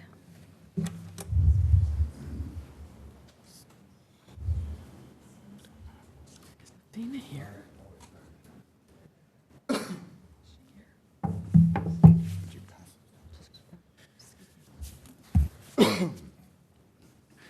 Good evening, Madam Mayor, Vice Mayor Farmer, council members, men and women of Galt. I'm going to give you 3 numbers, 22, 6, and 3. 22 veterans kill themselves a day. 6, because of the city of Galt, 6 veterans didn't kill themselves last year because of Vet Tracks Festival or Vet Stock Festival. It's been renamed a Vet Tracks Festival because of legal reasons. Third, or the number 3, that's the 3rd year we've done this. I'm a 20-year retiree, 100% disabled veteran. I work at the VA. I'm in 2 bands. I run an organization. I run a recording studio for disabled veterans. I have 10 work days in a 7-workday week. I'm tired. Because of you guys, I have been busy since September. I haven't had a break, and I thank you for that, because it's hard to brag about 6 people when 1 life is too much, because of the donation by everybody and all the performers and participants that attended last year. We had a gentleman, a 17-year-old from the Dr. T.J. Owens Gilroy Early College Academy, pick me as a mentor about PTSD and what it does for veterans. Granted, PTSD affects everybody, but if you've never experienced somebody hurting themselves, killing themselves, it's hard to deal with. Music is a universal language. It doesn't matter what kind of music it is. It's a heartbeat. It's what makes us move. We all, you sing and praise and dance. Music is the same way. This year we have a country band, the Terry Sheets Band. They're really good, and a lot of people know of them. The $5,000, yeah, it's a lot. I'm so sorry, but it costs $35,000 to put this organization on it. I don't make that much money, but I rely heavily on sponsors, and it's not that I'm asking for cash, not at all. It's just to help offset all the fees with the law enforcement, and it's less than that. But I don't have the contract yet with the city of Galt because I haven't given my stuff to Jackie yet, all the specifications. But we have met with the Parks and Rec department numerous times. We had people from New York, North Carolina, Ohio, Ventura, all the surrounding areas of Sacramento Metroplex come into this event. 843, give or take, were there. We had Thomas Flowers from Oleander, Chris Voles from Flaw. These were national acts. These guys back in their heyday cost $40,000, $60,000 just to play for 30 minutes. And they were here in our city. I love this city. And it would mean the world to me if you guys would approve the sponsorship, because it does help me. Because the one thing I can't do is shut my organization down, because I thrive, or my organization thrives off donations. We do music events, little festivals at like the Boardwalk or Ace of Spades. My band, Failure by Proxy, we donate all of our money. We made like $1,200 one weekend. We give that all back to my organization because we want it to continue. And again, I thank you. And this is Chuck. Did you want to? I'm actually I'm a guitar player with Eric in one of his bands, and I've been part of the Vest Talk Festival several times. I now work with this company, the Vet Tracks, and being able to help veterans, being able to put my talents to use. I was given the ability to play music for free when I was a young child. We couldn't afford lessons, and my band teacher took me on, and he gave me lessons, and I learned music, and now I'm able to give lessons to veterans that want to learn how to play. I donate my time. I work with Eric about 20 hours a week outside of the all of the things that we do. And so I want to stress to you the difference. There's therapy for a lot of people, and some things just don't work, and music does for some. And to see people light up when they learn how to play one chord, or you help them write a song, or whatever the case is, but we're able to help people. And this event is kind of a celebration of being able to do that, as well as being able to raise money to try to keep us going through, the next calendar year. And then, of course, the return is that we're hoping that the city of Galt gets seen in another light. We bring in some strangers, they get to hang out, and I gotta tell you, when I first met this guy a few years ago, he's like, come out to my house in Galt. And I'm like, that's too far away, I don't wanna do it. And, because I live in Sacramento, and it's not, it's you get here quick, and I like it down here. It's really nice, it's really quiet, it's really peaceful. It's not Sacramento, I'll tell you that. It's nice. So, and we want to keep that going. We want to be a part of that. Were there any questions did you have for us? Do we have any questions? I just comment. I'm glad to hear that you mentioned a country band this year. Yes, sir. Yeah, I think it's important too, and people love all genres of music. I think what I would see to make this event every year just progress and be more successful would be to have totally different genres. So you can have veterans of all ages, Understood. Just veterans, but then also folks of all ages. Know when their certain band or whatever can play and they can show up. So I think just to make it more appealing to the broader, be something to consider. So thank you for doing this, guys. The one thing I wanted to say before I left was a lot of times when you go to festivals, and I know I'm over my time, but a lot of times you don't see the organizer go around and shake everybody's hand. I made sure to do that, and oh my gosh, we have so many veterans in the community of Galt. I love it. The lack of participants or attendees fell on my bad, or on my fault, because I didn't have a good marketing plan. This year we do. We've worked with Intercom, which I guess is all the major radio stations here. We've got a nice package deal that, again, asking for the $5,000 helps offset all my other costs that I've got to incur, because, I mean, permit fees, nothing's free in this life, and I wish it was. But again, I apologize for asking for the most amount. I mean, We're on a small learning curve, though. We're trying to get better every year, and we're working on that. and it deserves to be at Veterans Field. I mean, you know, in my mind. And I just thank you for your time. Thanks, guys. Well, we appreciate everything you do for the veterans, and I know this comes probably out of your healing. Yes, ma'am. So you help others to heal, and there really isn't enough out there for veterans, and we have a few things going on in town, but this is huge. Yes, ma'am. For veterans, so we really thank you for all the time and everything you do for this. Thank you for being part of it. Eric. I like the guitar in the Parks and Rec. That's that was awesome. Eric, I just have a comment real quick. I agree with Vice Mayor Farmer that the more genres we can get, I think the better.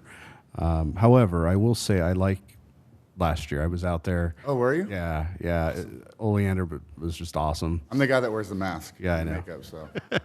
Rich is an ex-headbanger. Yeah, so. Nice, okay. Anyhow, great job, and it does bring the community together, and you know, it was very well attended, and we appreciate you, everything you do for the veterans here. Thank you, sir. Appreciate your time.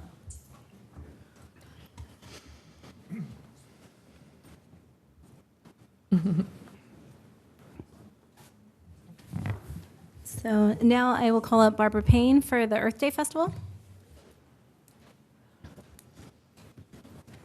Good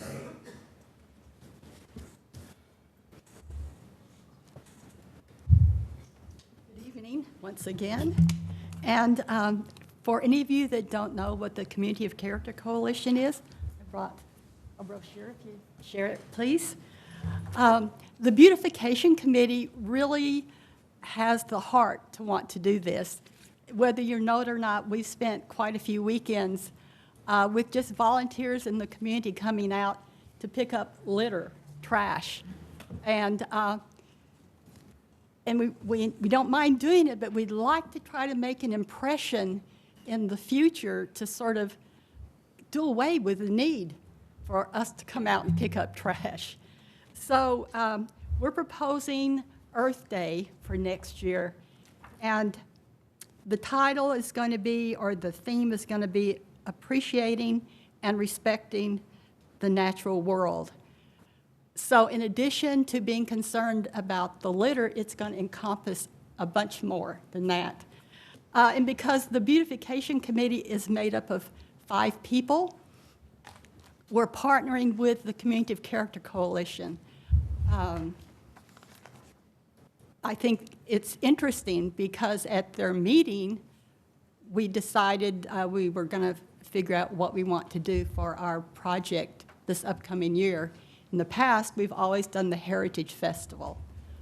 So someone said, I'd like to do Earth Day. And as it turned out, having been also being on the Beautification Committee, I'm like, hey, let's partner together. Our 5 and your 25 can maybe make this event successful. So some of the ideas we have is we want to promote outdoor activities. We even thought it would be fun to have a yoga instructor come and do part of the event. We want to save the air and the water, maybe have a bicycle rodeo again to encourage people to do outdoor activities. Learn about watering wisely. In other words, using a drip system, and maybe even have a rain garden on display. Of course, we want to talk about recycle, repair, and reuse.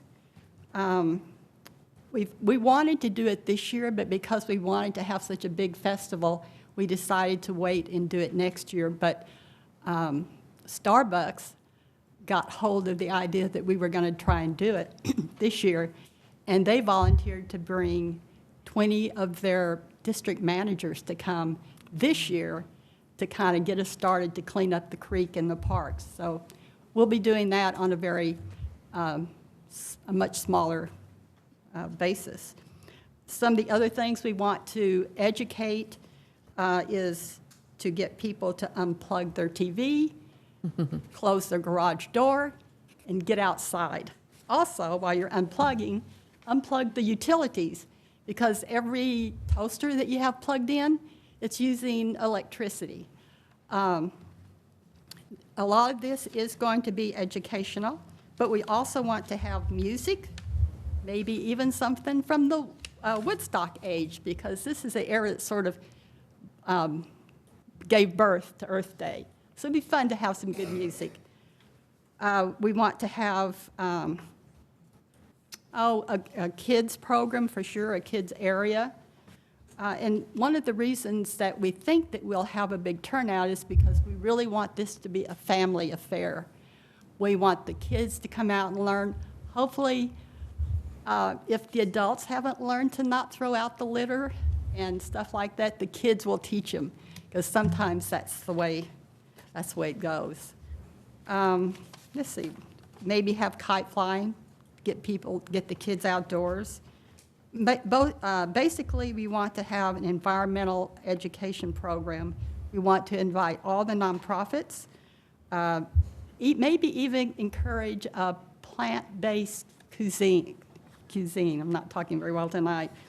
I could never be a vegan, but it would be fun to introduce it to others and have some vegan recipes. I'm from Texas. I got to have my steak. Let's see, what else do we have on our list? We thought it would be a really good idea to invite one of the dealerships to bring their electric cars to put on display.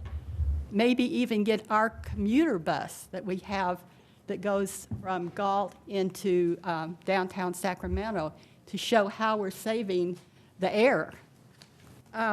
Let's see, we haven't done this before, but we think that it is an opportunity to really make a difference in the future. And other cities in Sacramento County have been doing this for a few years. So I think it's time for Galt to get involved.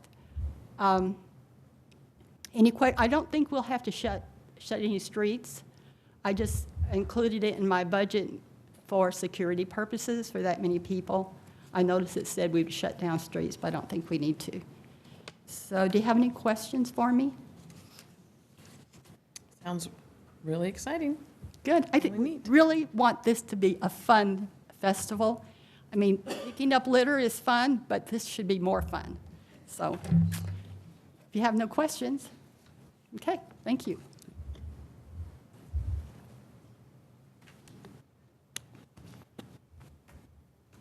Now I'd like to call up Charlene Miller for the Kiwanis 5K run.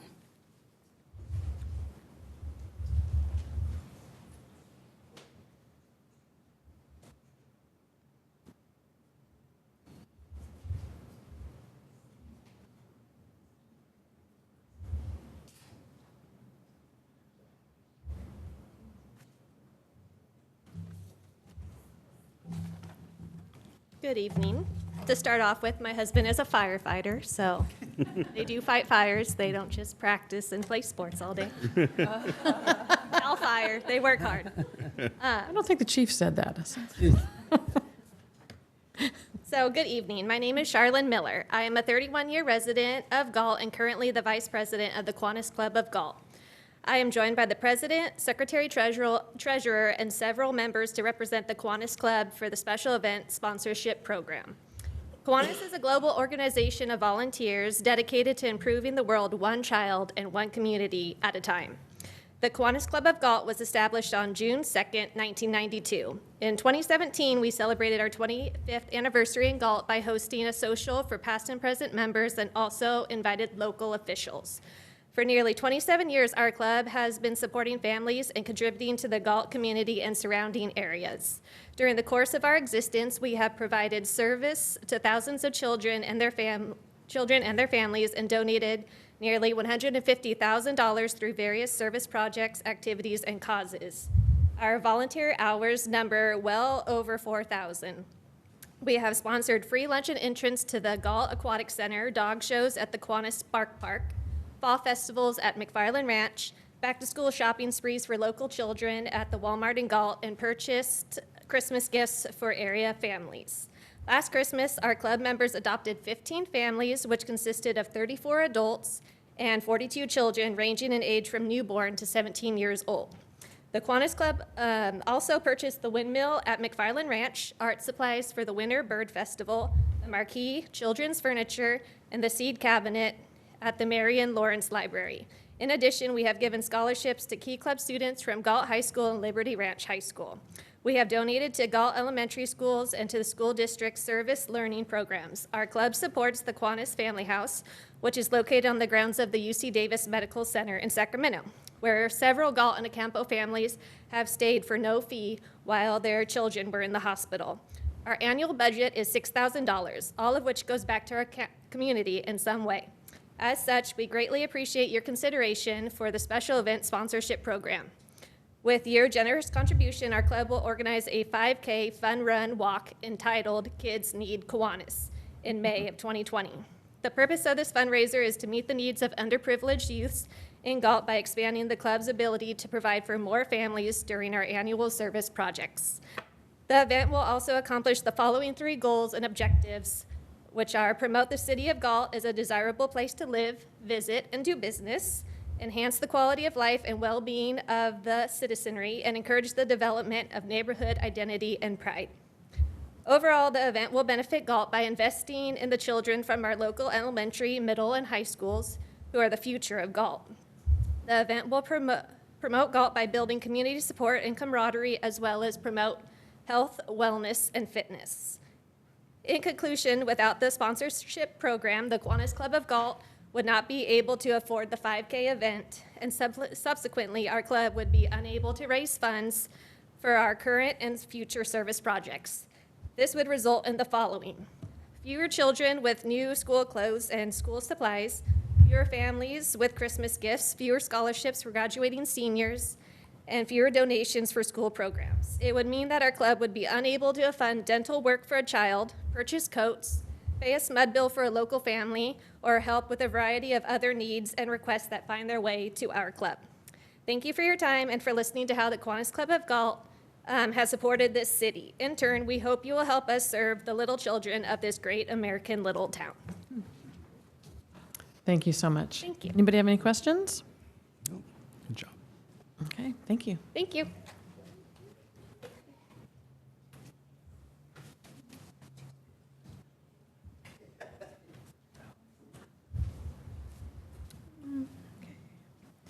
Okay, so Becca from Galt High School won't be here, so we don't have a representative from them. And then every 15 minutes, I believe, Sonia. So I have a question about that. We just approved the one for Galt High School. This one will be taking place at Liberty Ranch, correct? Yes. So why doesn't it say Liberty Ranch? It said Galt High School District. It doesn't say district. It is what is the way the application came in. Okay. So just maybe a little clarification. It shows that it's at Liberty Ranch. Yep. So I believe Sonia is not here, so we already provided the information, and that's it. So is there any questions? So I have.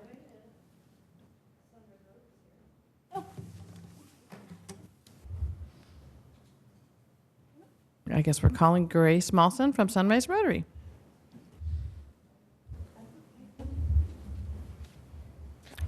Sorry about that. Mayor Lamson, members of City Council, I'm Grace Malson, a member of the Galt Sunrise Rotary. We have requested a special event sponsorship for our community dinner, which is going to be held on December 14th, 2019. This would be the 9th year that we have done this to serve the Galt community. This event enhances the quality of life and the well-being of the citizens, can't pronounce that, citizenry, as is in your rules and regulations policy.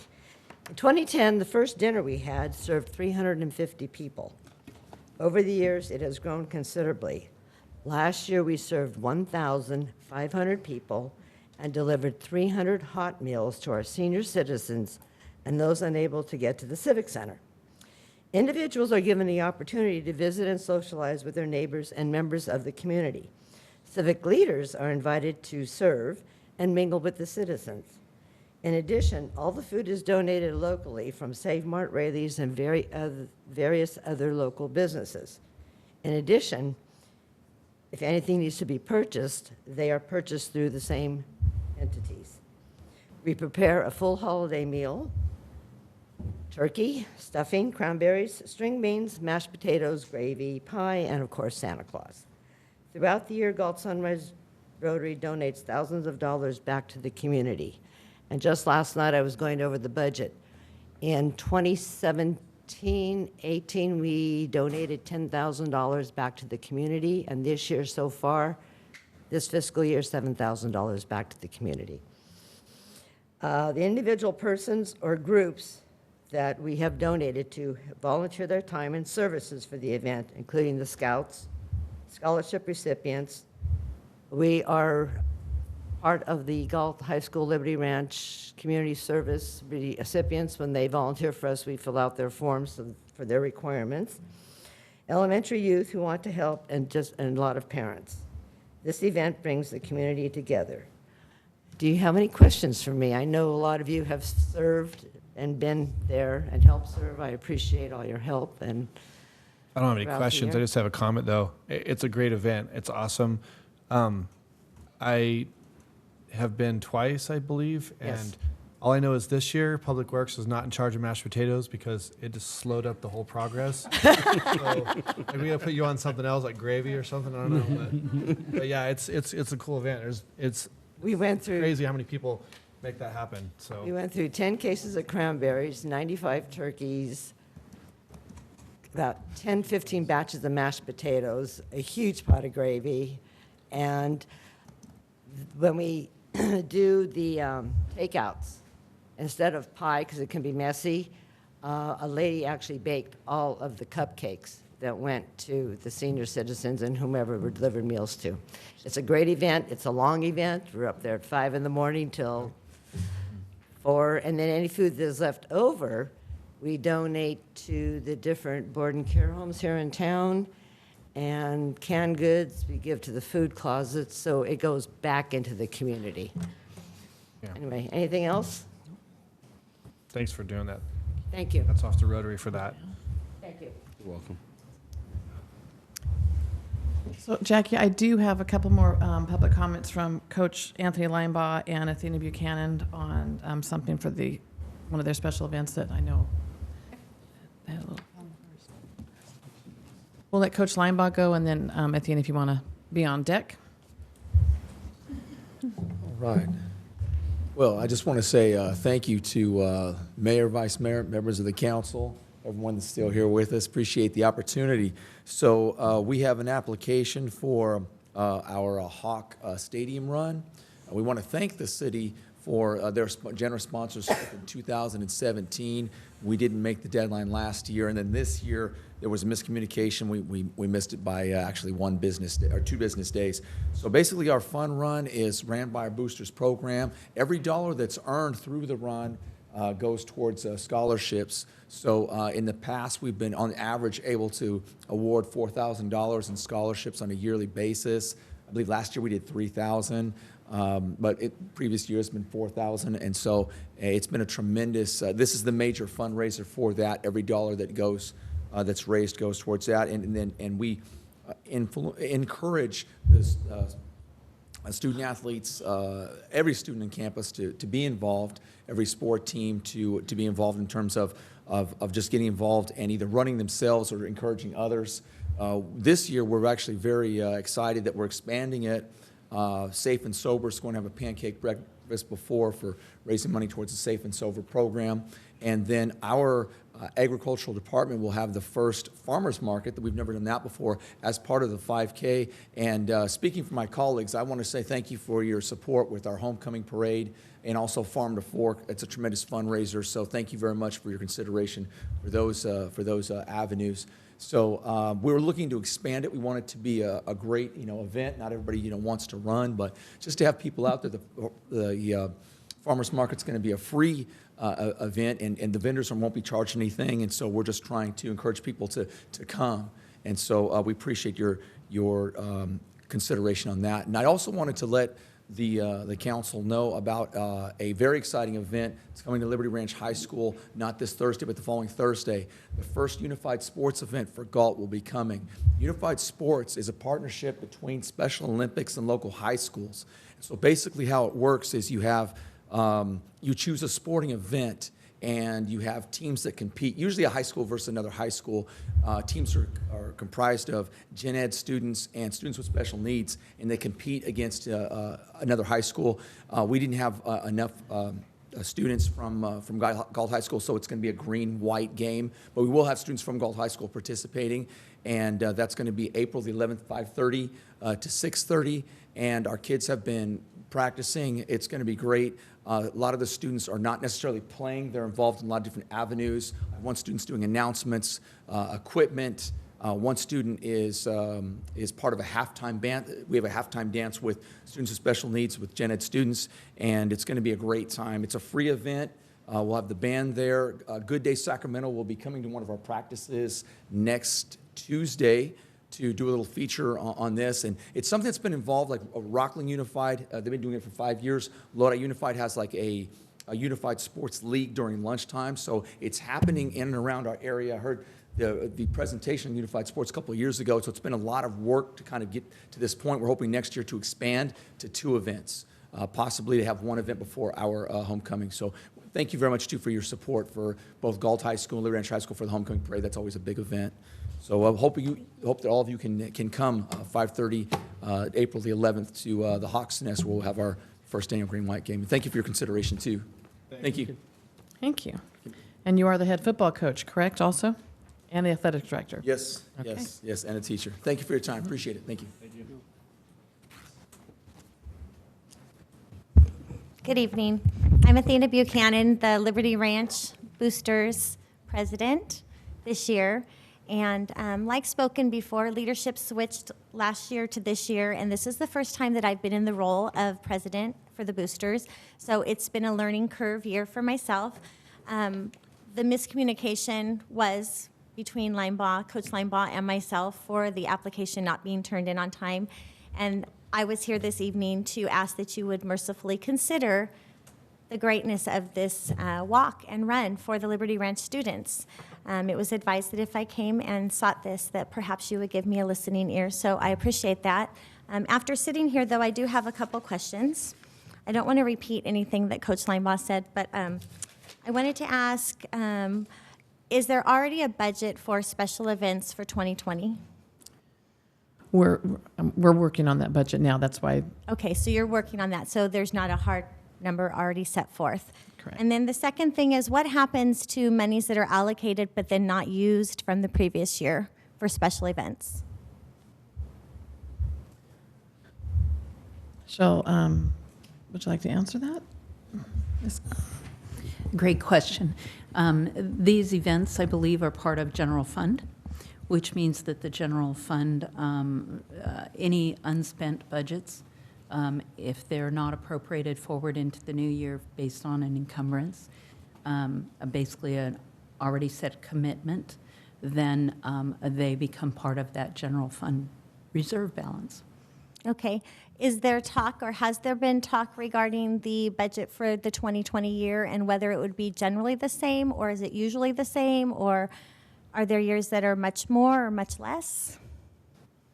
I can answer that. This is only the second year we've had this program.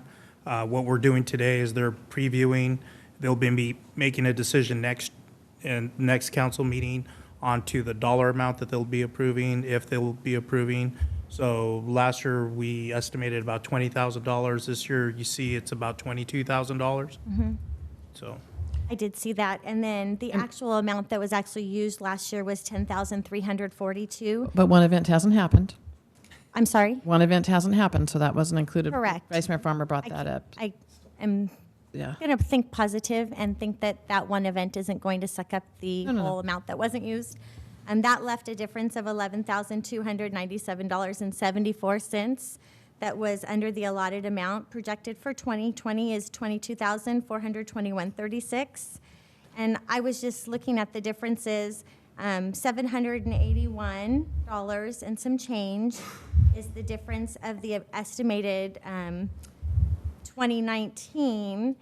And I just feel like there's room there. So if you could be compassionate and think of our Liberty Ranch Senior Athletics and how they would benefit from that Coach Linebaugh did say we only gave $3,000 in scholarships last year, and last year was the year that we had to pay money to the city. This year we have to pay, well, we thought it was going to be $720. I wrote the check for $747. So that is like getting right up there towards that $1,000 scholarship that we're fearing will not be able to be funded. Thank Do you have any questions? You guys have any discussion or questions? I have a quick question. Armando, so just quick, when we budget, all these, organizations come forward with all these events, we have all these applications, and we come up with, it's going to cost $22,000. What was the reason that we came so much short? Was events that didn't happen? Why was it so much smaller after? Some of the events didn't happen, Shamrock Festival, the street fair. Some events were moved. The Galtoberfest was moved from the Promenade to the Littleton Center. We've had the FFA, Farm to Fork, move off the streets into the Promenade. The estimate is an estimate. We don't know specific employees. Right. So, if we have a rookie officer out there versus a sergeant that has all his levels up, that there's a big difference in price depending on who we can get to man that. So basically, to answer your question, Athena, last year was the first year we had this, right? So we were kind of guesstimate, and like you said, some events got canceled, some end up moving, and this and that. If every event that we have for 2019, which is $22,000 something, if unless anything changes in those events and those events use the money they're asking for, which I would think they would, then we will extend. And what is the program? How much money is allotted in the program right now? It's up to $5,000 per event. Per event, right? There is no cap. But there's no cap on how many events can apply. Oh, okay. So there's your answer. So if there's another event that Liberty Ranch was to do, I encourage you to apply for some money.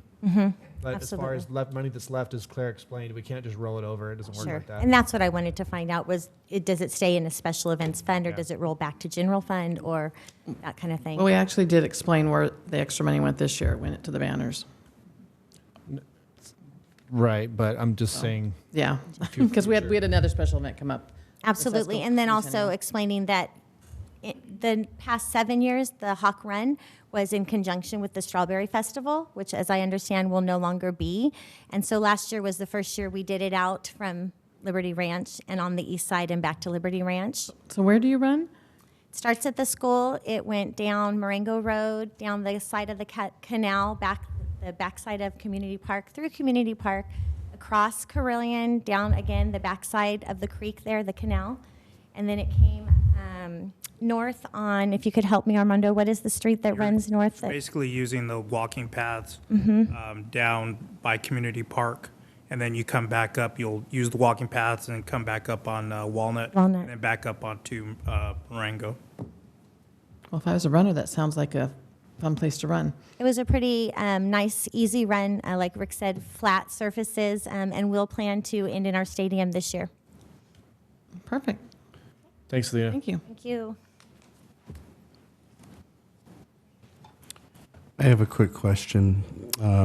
The application that was a couple of days late, do we need to do anything with that or consideration for next meeting? I would ask for the consensus of council. I think that since the item is on for a preview this evening, that if the council is interested in having those brought forward and considered despite the late applications, that those would then be brought forward at the next meeting. We could add that to the actual recommendation for the next meeting for approval, if that's the council's desire. I would like to add in, I know it probably would have only been one day, but they probably weren't aware we were closed on Friday, and so that's why it was two. Just the one event, the one she mentioned. I think there were Do we have two any other events that came in after the cutoff? I am not aware, but they are due on the Thursday, not a Friday. Yeah. Oh, that would explain. Okay. I'd like to add. One voice, or voice of one person, but I'd like to have that come back as part of it. I agree. I think we should, but I also want to be clear to people that are listening out there that, we don't want this to become a habitual thing. I know that stuff happens, but we do have deadlines for a reason so we can get this money all approved and the whole system works smooth. So I would like to see it come back. Yeah, and we did that in every 15 minutes late too, so. Councilmember Sandu, would you like to add this You know, in? same thing, one time, everybody can make a mistake, we should, and we put something, it should not happen again and again. Okay. So do we need to action on that, or just consensus? Just consensus is fine, thank you. All right, so we preview the special event, we have no action on that? Or no action. Okay. No, this would just give you time. This will give you the 2 weeks before the next council meeting, so you guys can go out and ask any questions that you may want. It's a lot of information to digest in one day, and then to decide right here and then to say, this person gets this person gets that. It's a lot to take in, so that's why we've broken it up into 2 parts. So this will be come back for approval. At the April 16th meeting, it'll come back. We'll ask for your recommendations on approval and dollar amounts for each event. I just want to say real quick before we finish this part, thank you, everybody. I know it's make for a long meeting, and all the people that came out and all the events, and we had to listen to them all. But honestly, this is, for me as a council member, this is one of the meetings that I don't mind hearing all these events, because for me, this is the coolest part about being part of the city, is being able to, you know, delegate money and for this kind of thing, and just seeing all these events. I mean, there's so many different events. They're all awesome. They all do so many things, and it seems like it's growing. And so, you know, for me, I just want to say how I look forward to these kind of moments. So, For myself, and hearing some of you all's campaigning, this is important too. I believe all of us on the council, the community feel and the community events, and we love that this makes Galt special and brings people in to reach Galt. So we just gotta get it done. All right. On to scheduled matters. Harlan Oaks rezone tentative subdivision map and design review project. And Mr. Chris Arias, do I open the public hearing now or wait? Okay. Thank you, Mayor. Cindy Gnos, our contract planner with Rainey Planning and Management, will give the presentation. After she is finished, Mike Howell with Blue Mountain Communities, and then staff will be available to answer any questions you might have. Thank you for your patience. Thanks. Hard act to follow. Mayor, members of the council, the project site is located at the southwest corner of Walnut and Carilion, north of Dead Man Gulch. The applicant is Blue Mountain Communities. The site is designated high-density residential in the general plan with 14 to 24 units per acre. So that would allow a minimum of 223 and a maximum of 382 units. The existing zoning is Harlan Oaks Townhome Plan Development. The project needs a rezone, a tentative subdivision map, architectural review, and design review. The project site is almost 16 acres, and they are dividing it into 190 lots. 144 lots are for small lot, single-family development, 6 lots for an 80-unit apartment complex, and then 40 lots for private roads and landscaping and amenities. Of the 144 lots for single-family, 73 of those are for 3-story units along Walnut Avenue, and 71 are for 2-story units on the interior of the site. And then the 80 apartments will be spread in 6 3-story buildings. So the overall density is 14.1 units per acre, so right at the minimum of the high-density designation. What we really like about this project is it still meets that high-density designation, but it gives us 3 housing types. It gives us a 2-story model, it gives us a 3-story model that have ownership opportunities, and it also gives us apartments, which provides a rental opportunity. So the 3 different housing types in the one project are pretty unique. So I'll walk very quickly through the entitlements. So the rezone is from the Harlan Oaks Townhome Plan Development, which is, it was approved for a townhome using the plan development designation, so you really can only develop what was approved. If you made any changes, you had to come back for a rezone. So what we're doing is going straight R4, and through the R4 designation, you can through the design review process, set your setbacks and all of that. So with the new development code, the R4, the plan development designation isn't needed anymore, just a straight R4 does it. So that zoning is consistent with the general plan designation, and it's also consistent with the Northeast area specific plan. So we're not rezoning to increase the density, we're rezoning to remove the plan development and go straight zoning ordinance requirements.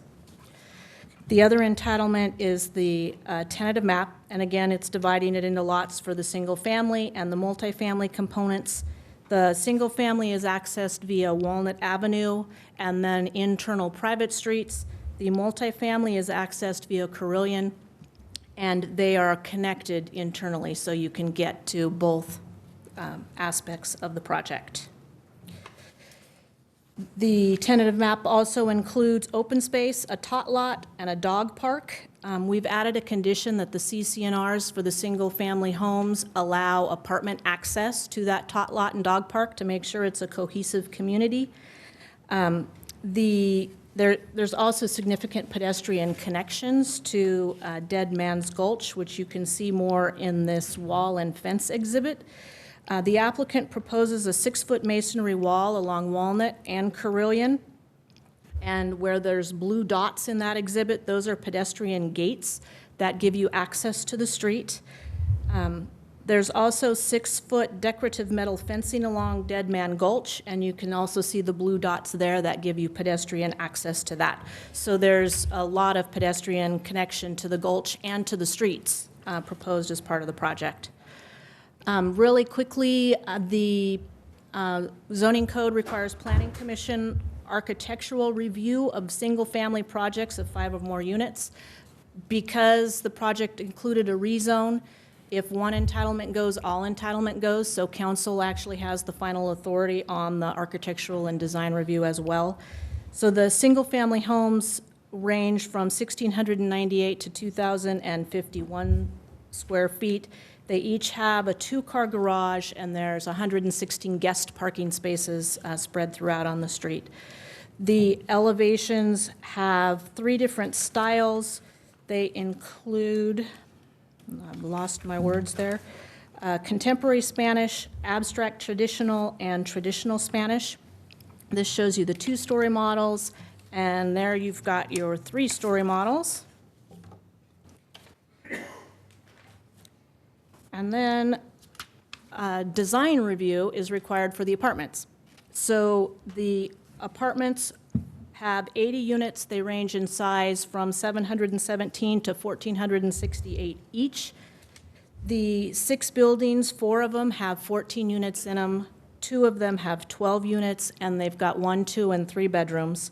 Parking is a single-car garage for each unit located on the first level with the units above. There are 28 additional carport spaces, 51 open spaces. That gives a total of 159 spaces, and the zoning code requires 138. This shows you an example of the 12-unit and the 14-unit building architecture, and as you can see, it complements the architecture that was submitted for the single-family homes. In terms of CEQA, because the project is located and is consistent within the Northeast area specific plan, the project is exempt from CEQA. And Planning Commission reviewed the project on March 14th. They recommended approval and added 3 conditions. One condition was requiring that the alleyways accessing the garages for all of the single-family homes be concrete. Another condition was that there be light fixtures on both sides of each garage for the single-family units, and that all of the single-family unit front doors, or half the single-family unit front doors, have some form of window within them. In addition, the Sacramento Air District requested that we analyze the project in terms of the city's climate action plan. We were a little hesitant to do that because the climate action plan is draft, so the policies haven't been vetted by council and they're still being reviewed by staff. But basically, it's consistent with the preliminary measures, and the project by its design is really a greenhouse gas saving project. It's a high-density infill project on a transit corridor with tons of pedestrian connections. So whether we've got the climate action plan adopted or not, the nature of the project encourages reductions in greenhouse gas emissions. But they also, the Air District also requested that the bicycle parking meet appropriate state standards. So we added condition A24 that called out what those standards are. So that concludes my presentation. You can open the public hearing, and upon closing the public hearing, introduce the ordinance to approve the rezone, waive the full reading, and then continue that to the next meeting, and then adopt the resolution approving the tentative map, architectural, and design review. Do we comment before the public meeting, the council, or do we open the public? So we're going to have questions from staff just in case before we open the public meeting. Is that all right? I do appreciate the metal fencing. I've seen it all the way down on the back of some of the houses I visited people down with the gully, so that's consistent. Also, I'm happy to see that they made the changes the Planning Commission asked for, so the renderings aren't quite what the final product will be, because there'll be some things added to that, so just for information. Is there any other discussion? Well, the only question I have, why we climate action plan, or why we avoiding that? Well, as Cindy mentioned, we're in the process of reviewing a climate action plan, and so there's a lot of back and forth with staff, the consultant, and then also the air quality district. So we're not quite ready to bring a document forward, but the air district's role is to, minimize, GHG pollution in the air. So their concern is making sure that when projects come forward, and especially with cities that don't have a climate action plan, that they still meet certain criteria. So they just asked us to kind of put together something that shows how this project does meet general climate action plan features. This plan, what's the city anticipate, how you guys can bring to, how long it can bring to the council and something as compared to the other city? I'm not. No, I'm talking about the climate action plan, Oh. where We're- at. Are we going to pursue next year, 2 year, 5 year, or what? Yeah, our plan is to present the climate action plan, to draft a planning commission either in May or June. I think we're kind of looking more at June. And then once we go to planning commission with it in June, we'll start a CEQA process and then come back to planning commission and then to city council, probably toward the end of the year. So I think city council would end up seeing it. And drafts, once we go public with a draft, the council would get a copy of that prior to the planning commission meeting. So you would have a chance to see it before we go to planning commission. Thank you. You're welcome. So the original project, so the rezone has nothing to do with the addition of, was there always going to be apartments in part of the project, or was that the change?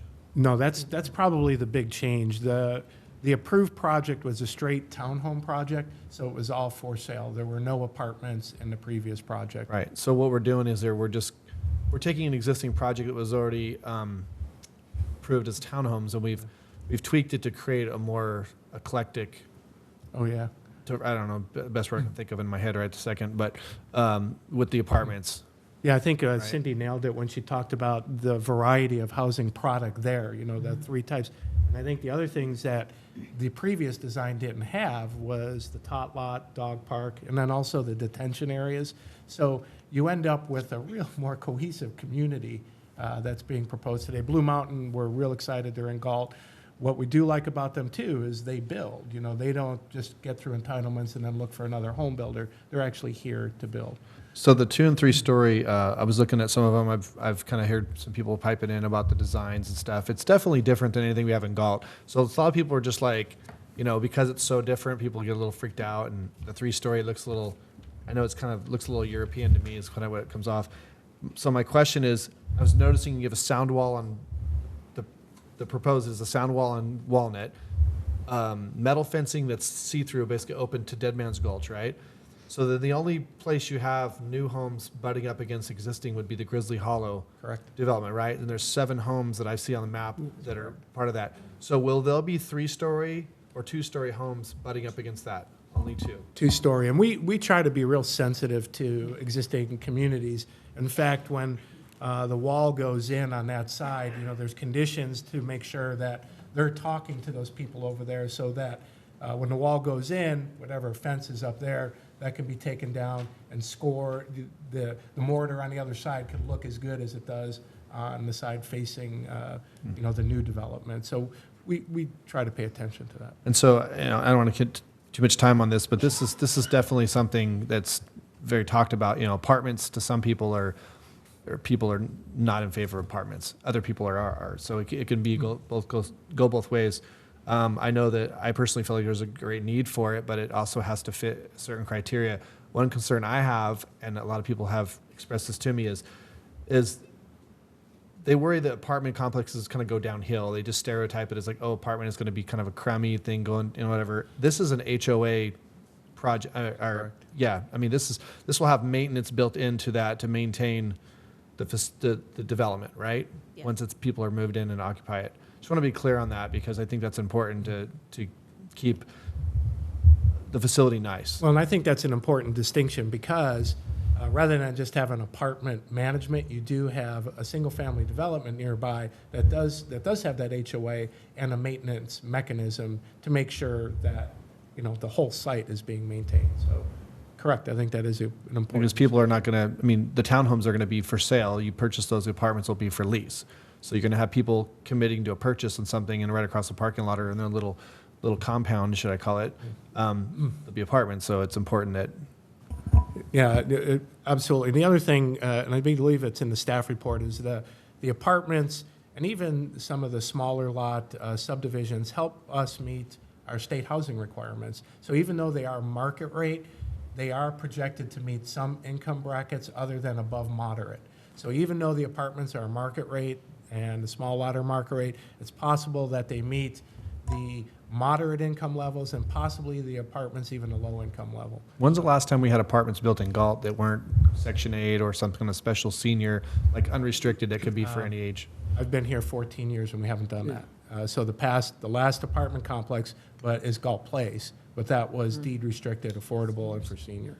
So we have not had a market rate apartment probably since,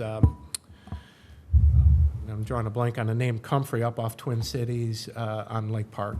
And that's been back probably late 1990s, early 2000. So, I mean, it's no secret that I'm not a huge fan of just mass sprawl development. The same old normal thing we always have. So for me, this is kind of really different. I like the fact that it's apartments. I have 2 college-aged daughters that both, one lives out of the home, one just moved back. I mean, it's tough to find stuff in Galt that young adults and specifically can find to live that are nice. So I like that aspect of it. I think that us tweaking that zoning to allow for the apartment part of that, I think is my favorite part of it. That's what for me makes it appealing.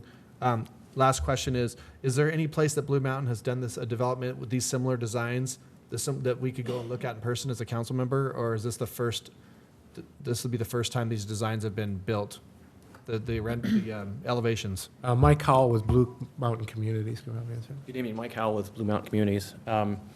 We actually haven't built this product specifically. We've done the small lot developments, several in Hayward that we're currently developing, and we have apartment projects in processing plans and for development in Lathrop as well as in Natomas. Any of those 3-story? The 3-story single family is kind of a new and up and coming thing. They're doing it more, I would say, in Sacramento, you can see in Elk Grove. They're definitely doing it in the Bay Area. It's basically a more affordable way to get people into a single family home. And I know to ask you the price point stuff is a little bit guesswork because we don't know what the market's going to be like, but I've heard that it's going to be very competitive. Yeah, I mean, the size and, lot size will drive, what's affordable in the market for people to pay. So currently projecting mid threes and, high 4s potentially on the single family. So.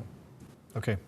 Thank you. That's all I had. I actually did Google Blue Mountain and looked at some of your current buildings that you're working on, and look very nice little extras. We're hoping for some nice little extras, so it looks very nice. So, all right, Councilmember Lozano, do you have anything? No, I'm just ready for public Ready comment. for public comment? All right, we're going to open the public hearing.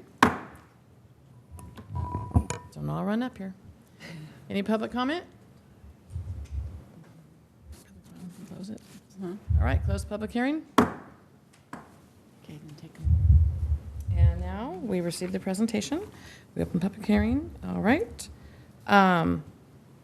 Introduce an ordinance amending the district zoning. That or- Mayor Lamson, I would just confirm that if there's any more discussion with the council before you take. I do just have a couple of comments now. I appreciate Thank you. the project that's coming forward. I too also agree that we have some housing elements here in the city that we're not meeting some of the needs, and Vice Mayor Farmer pointed out exactly the same situation I'm in, where you have young adults who want to stay in the community and can't afford to because the housing inventory doesn't allow for their price points. So I think that's really important. I just want to make sure that as we're moving forward, and I know we've done this, I went to the Planning Commission when they heard this, and we have some folks on the Planning Commission that are real astute as it relates to crime prevention through environmental design. And so this is going to be very important because we have a piece of land here that hasn't been developed for many, many years. It's exciting that somebody wants to build here in one of our infill development projects. But we really also need to continue to look at those things as it relates to how we move forward and ensuring that we continue to be good neighbors to all of the residents who have been here for many years. And so appreciate Blue Mountain wanting to work here and build here in our community. And I look forward to this being a nice mixture of types of housing inventory that will really flourish. And I too also like the homeowners association attachment there, because that really begins to hold homeowners accountable for their properties. And so I think this is, I'm not a huge fan of apartments, but I think this is the best option if we're going to move down that road. So. And I have seen some three-story homes on the smaller lots. Mr. Rice and Mr. Palazzo took the previous council on a field trip. Did you go with this? And while I myself would not like 2 sets of stairs in my home, it's doable, and the floor plans were fine, and they really flowed well. So I'm confident that there's a market for that type of house. 20 years ago, I could have done it. 20 years ago, we could have done it. I agree. Not anymore. All right. So now, Introduce the ordinance Okay. first. so introduce the ordinance amending the district zoning map of the city of Galt for the Parlin Oaks development, and waive the full reading and continue to the next meeting for adoption. Do we need to have a motion for that? Okay, can I get a motion for that? So moved. Second. So moved by Vice Mayor Farmer, seconded by Councilmember Lozano. Roll call vote, please. Vice Mayor Farmer? Aye. Councilmember Sandu? Aye. Councilmember Lozano? Aye. Mayor Lamson? Aye, motion passes 4-0. Now we need to adopt a resolution approving the tentative subdivision map, architectural review, and design review for Parlin Oaks development. Can I get a motion? So moved. A second? Second. Moved by Councilmember Lozano, seconded by Vice Mayor Farmer. Roll call vote, please. Vice Mayor Farmer? Aye. Councilmember Sandu? Aye. Councilmember Lozano? Aye. Mayor Lamson? Aye, motion passes 4-0. Welcome.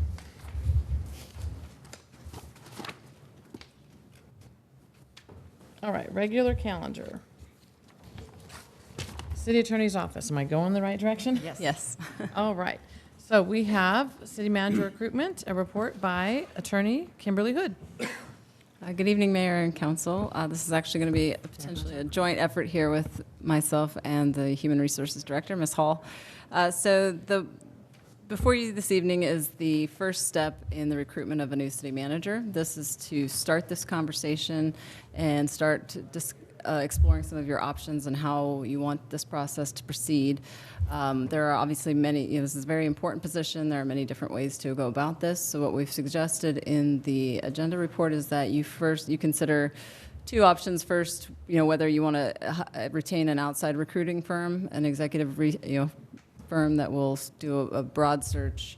The expense for that is estimated to be between $25,000 and $30,000. We have included the sample of what the council did the last time you recruited for a city manager and the type of response you get with an RFP.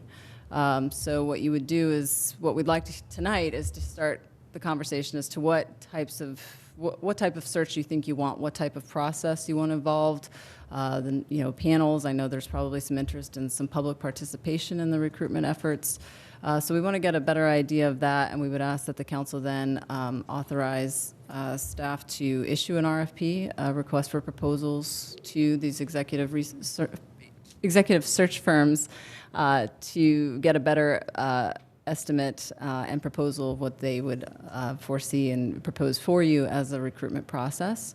Alternatively, city staff could do a recruitment as well. It just takes more intensive time. This is obviously an important search. So we discussed in the staff report that, even with an executive recruitment firm, it can sometimes take up to 14 weeks, and you could be looking at even longer with staff, obviously has other obligations going on at the same time. So we're not asking you to make that choice this evening, just to authorize at least making the first step with the RFP, issuing an RFP to get the executive recruitment firms. And then the next step would be looking at those options and considering whether you want to go that route. Do you want to keep it in-house?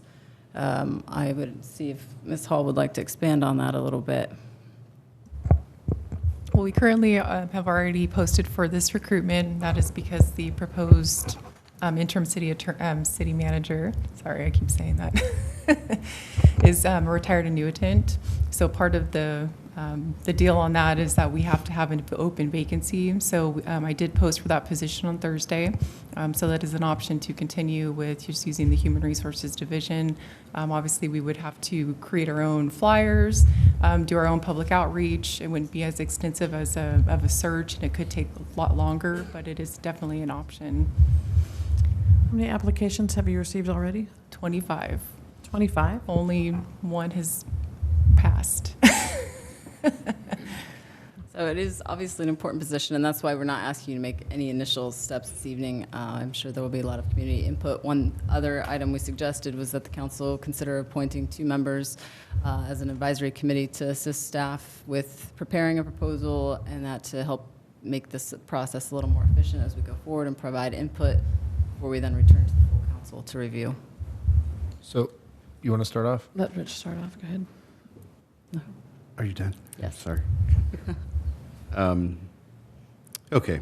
Well, I appreciate the staff report about what we're looking at tonight, and I don't think I'm prepared to make a decision on whether we hire an outside consulting firm or do it in-house. I do agree this is a very important decision, and one of my colleagues at a meeting said that this will probably be one of the singular most important decisions we make as a council moving forward. I've been involved in executive recruitment processes as an elected official. It is very important. I think this is a time in our community where we really need to be deliberate about how we do this, be deliberate about community input on what type of person, what characteristics we're looking for in a city manager. I think being deliberate about having input from not only executive staff, but also from our labor workforce in our community, in our organization. We talked a lot about at our strategic planning workshop about inclusiveness and bringing folks together to make some of the best decisions we can make. Honestly, the community elected us to make difficult decisions, but I think, and I've said this for years, that if we include our partners and our stakeholders in making these types of decisions, it makes them that much easier. And not that I can't make a difficult decision, but I think it's important to have people involved in that can make those decisions and have the input. I think that I would agree that we should at least look at putting together an RFP to find out what's out there and what some of the costs are. I'm not a huge consultant fan, honestly. You know, I think government uses that quite a bit to, the consultants quite a bit in different areas for the wrong reasons.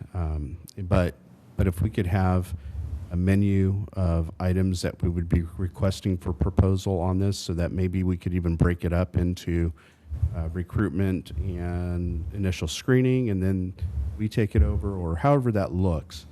But I think we should at least begin to go down this road so that we have the most information moving forward.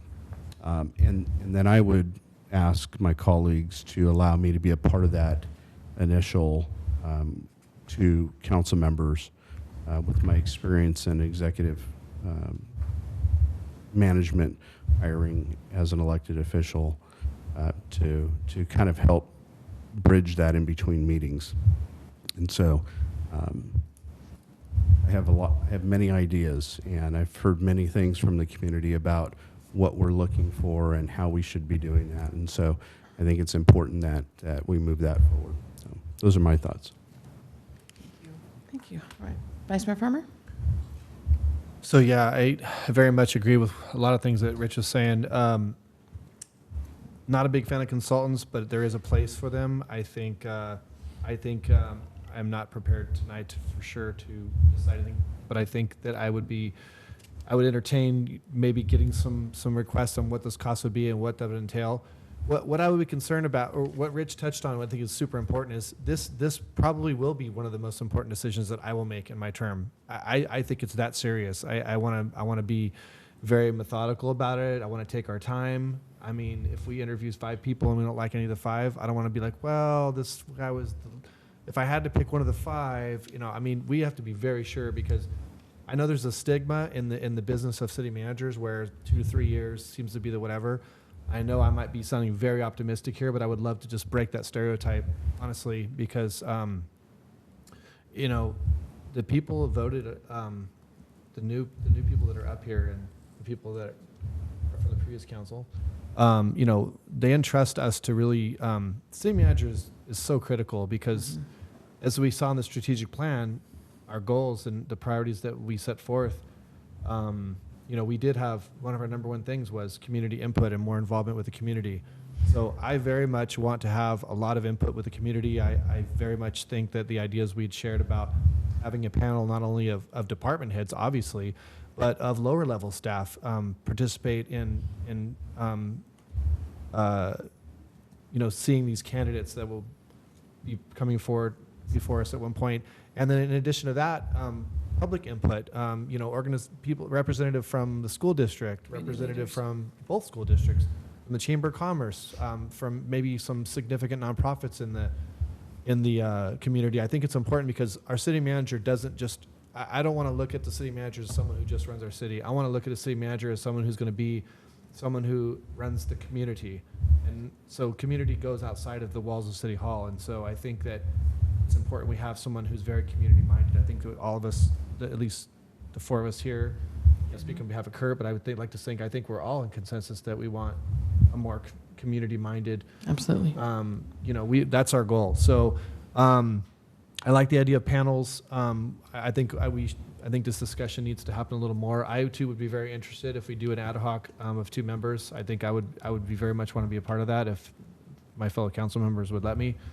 Because I would love to be a part of, if Rich and I were to do it, we could you know, kind of put together some ideas of what we think that process should, maybe a little bit of consulting, you know, what the mixture of that needs to be, and then come back to the council and see what the council thinks. So because you department heads, this is going to be your boss. I mean, we'd ultimately get to make the decision, but ultimately we want your guys' blessing on it. So it's that critical for me. So that's my input on it. The same thing my other two council members said, I'm not ready tonight, but I certainly will consider, they spending $25,000 or $30,000. I'm not with that, but certainly we, consider some money to spend on the initial level, maybe with the consultant, but then we have to go back to the council or people getting from the community. So the city manager is a very important job to the city, and he do work with the community, work with the city council, and work with the department.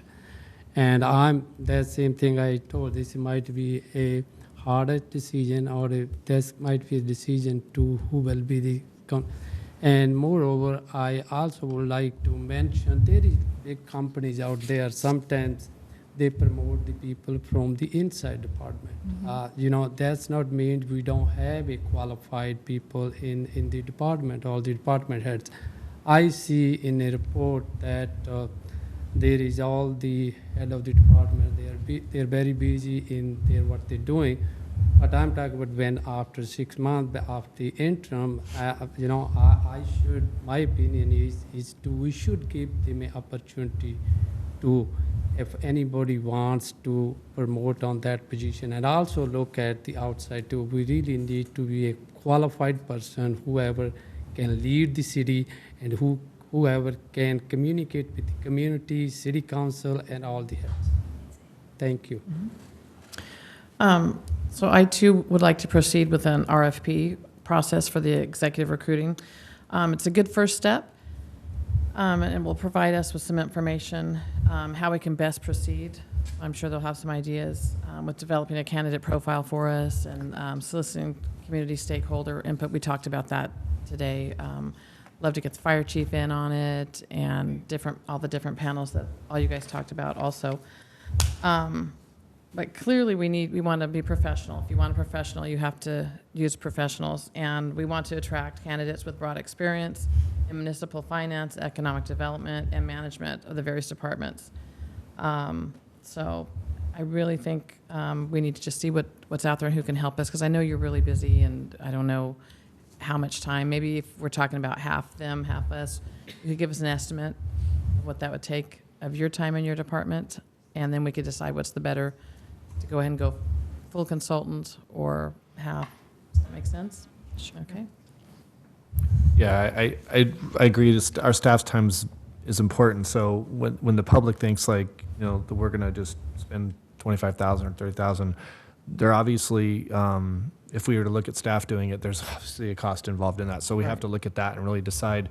One thing that does concern me is, and I know that it's no secret what we're looking for because we talk about it, and somebody could watch this meeting back. But I would be concerned that one thing is when you pick let's call them a headhunter firm, and they say this is what we're looking for, and we give them a strict set of guidelines about this is the kind of person we're looking for, this is the profile, and then they go, and then that person comes and tells us what we want to hear. So I think it's important that we really do research. Like when I hire employees, I don't just look at their applicant, and I mean, I check and call the references, which obviously now this day and age you call a reference and they say, oh yeah, I mean, there's only so much they can say. I think it's very important, and I think that maybe a role that our staff could play, or even our council could play in this, is we do have candidates come along. We need to reach out to them. We need to call cities they've worked for, not call and speak to City Hall, but maybe go and visit those communities and go into the businesses in those communities and say, hey, do you like your business here? How's your city management been here? Kind of do like some behind the scenes, investigating and reference checking to see how the community felt about that person or whatever. I mean, just ideas I'm throwing out there. But again, I want to make sure that we get this right. So we want to be very, very thought out about how we're going to do this. Yeah. And in these circles, a lot of people know each other. And with the recruiters, they know who's out there. Right. Maybe they could tempt somebody, stealing from somewhere else. So it would be good to have their expertise, right, and knowledge on that. And plus, like you said, you had 25 applicants and only one was actually qualified. So that that's going to be a lot of sifting. I have a feeling once we go out for 68 weeks for the applications, we could get hundreds. I don't know. What So, if we got one in a week? 68 weeks, we might have eight qualified. Just saying. That's not bad for only being advertised. You That's know. how it Good goes point. with recruitments. You never know. yeah. So, but we do really want staff, and maybe we'll let the POA interview them and get in there. So, I think it's, we're just speaking freely here. I think it's important to have our labor groups involved in the process. I mean, you know, like I said, I've been through this process a couple of times.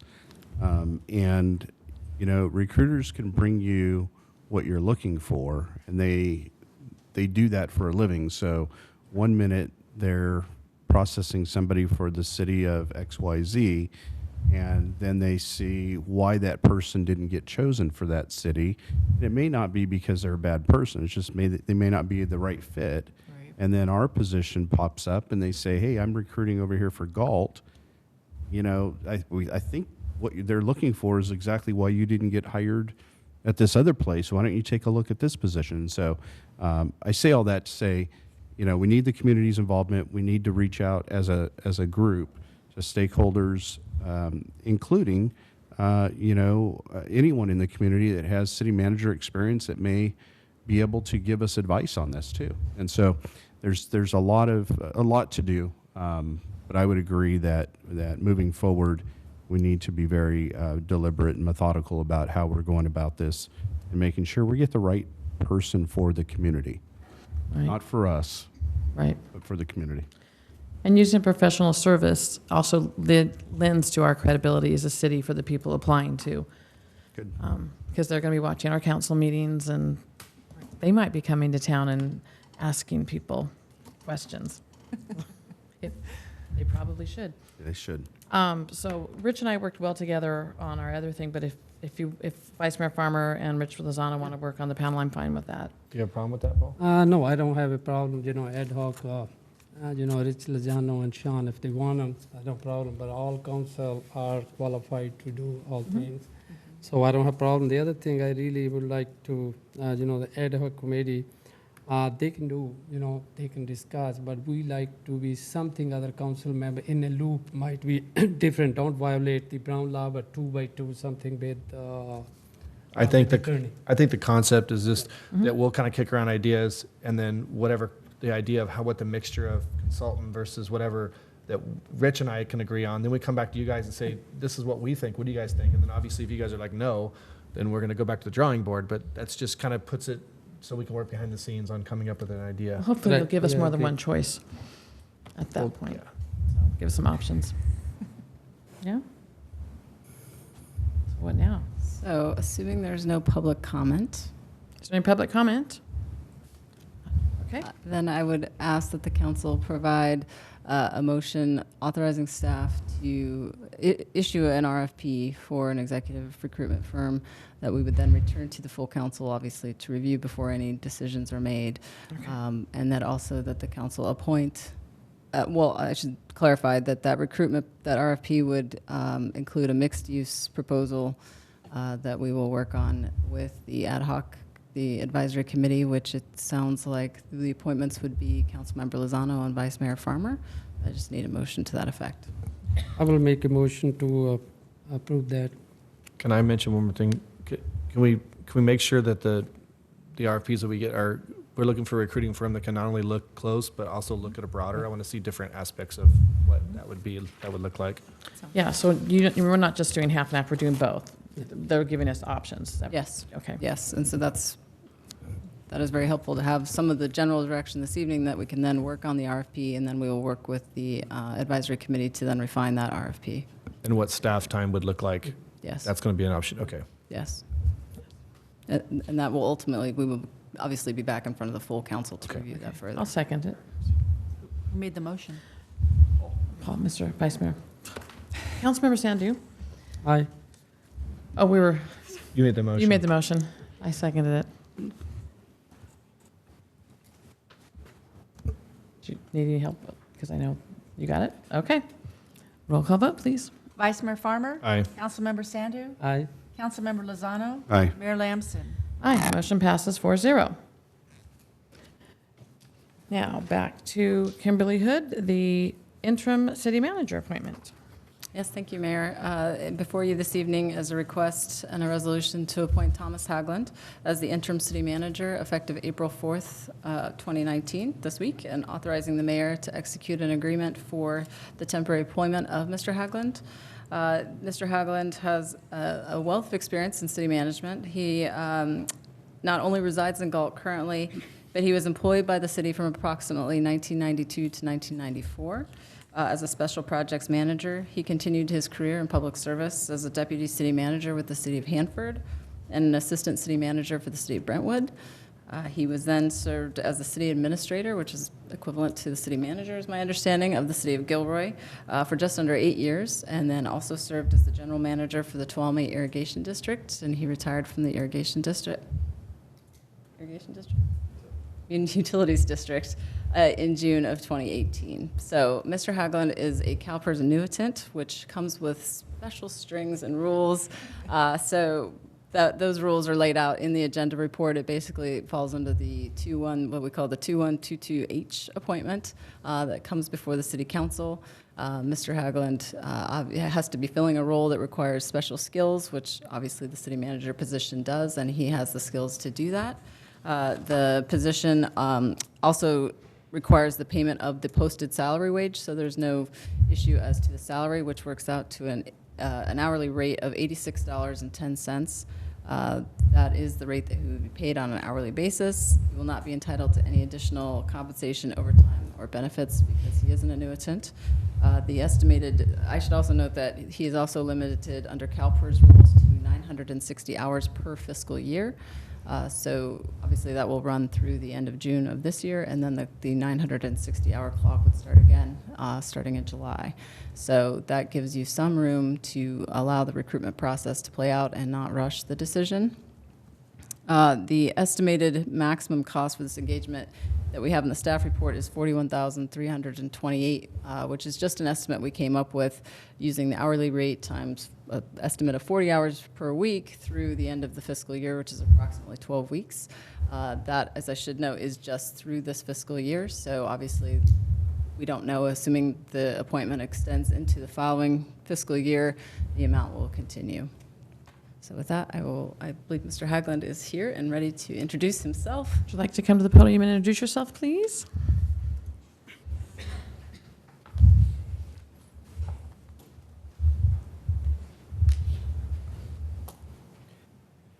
Mayor Lamson, Vice Mayor Farmer, members of the council, good evening.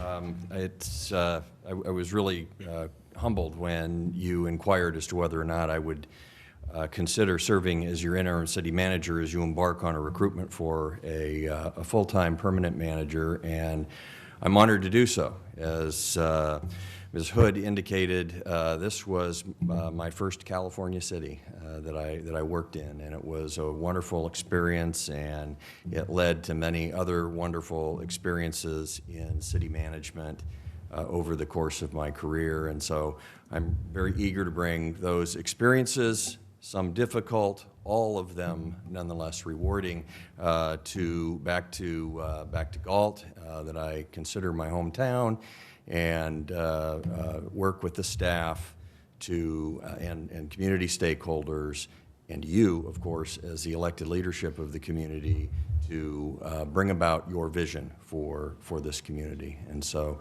I thank you for this particular opportunity, and I look forward to getting started on Thursday morning. Thank you. Thank you. We have discussion, or yes. I'm just extremely. I feel like we're extremely fortunate that we have someone living locally who can step in this fast with the experience and the training he's had, and I'm confident that things will keep moving. We have a lot going on in the city, and so I'm confident we can keep moving forward with that. Thank you for answering the phone. Yeah, I too. I think we're lucky to have Mr. Hagland with his experience and his retirement. Just happened to be. I mean, it's really losing your city manager can be a very, stressful time for a city. So, again, I think we're very lucky to have him be available. Thank you for stepping in and obliging us. Your experience, I look forward to just the discussions we've had, with the council the other day. I'm very excited about, you helping move forward the goals of the new council and accomplishing and solving some problems, some issues. I know you've had a wealth of experience in taking care of some challenges at some of your past cities. So I can't wait to see what you can do for us. And I'm not saying they're going to be easy, but you got your work cut out for you. So I'm glad you're up to the task. And also too, it wasn't mentioned, but I think it's very important to use your input to find your replacement, because what's unusual is that you live here. So when you step down from this position and we cater in a new permanent, this is someone that you have to live in. So you got to be able to walk away from that saying, this is the right guy. And when I go back and become retired again, that I'm going to feel confident that we put the right person in place. And I think it's very important. So I'm glad that you'll be helping us with that. And I'm going to very much rely on your input on that. Well said. Thank you for Tom accepting that interim city manager position. Thank you. You are a local resident and you know the community. And I have no doubt in my mind with your experience and with your knowledge, you can do a good job. And then also, moreover, you have a good staff. All these directors have a very good knowledge, skill, and ability to do their job. So thank you, thank you for stepping in the plate, and I appreciate you. Yeah, I'll just reiterate everything they said. Thanks for picking the phone up for us. And the one thing that we talked about when we met with you was the quality executive team that you have here to work with. Very professional people who bring a lot to the table. And I think that'll make your job a little easier as interim city manager.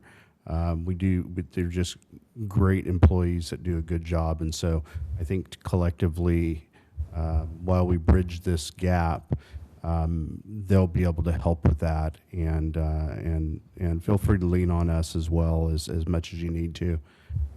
But I think moving forward, it'll be important to continue to do the recruitment, but keep the ship moving too.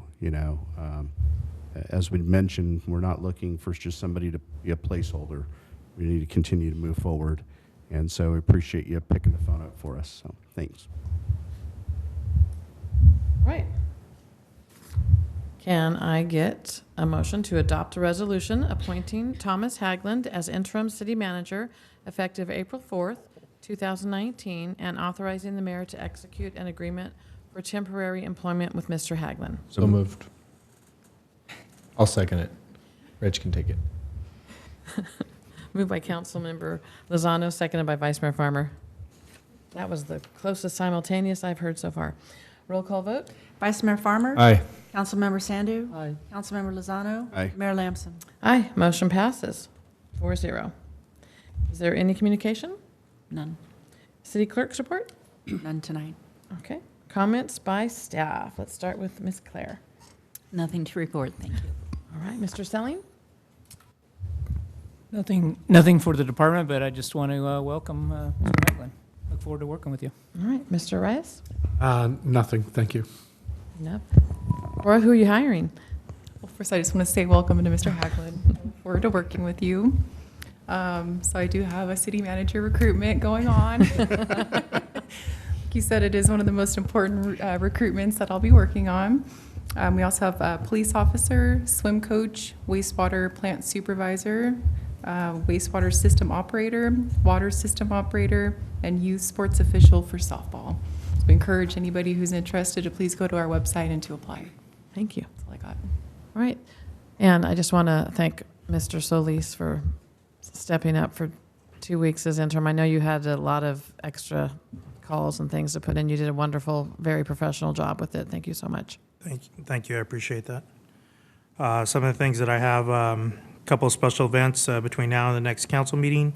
We have the shredded event, but I know Donna's going to speak more about that as we get close. Oh, you go ahead and take it. Okay, that'll be this Saturday at the Galt Market Grounds.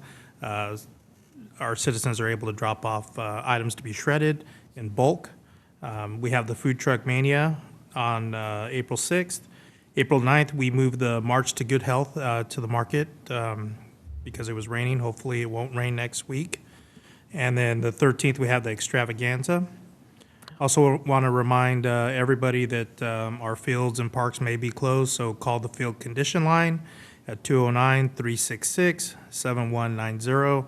We don't want to close the parks, but sometimes we have to for safety and to keep our parks in good condition.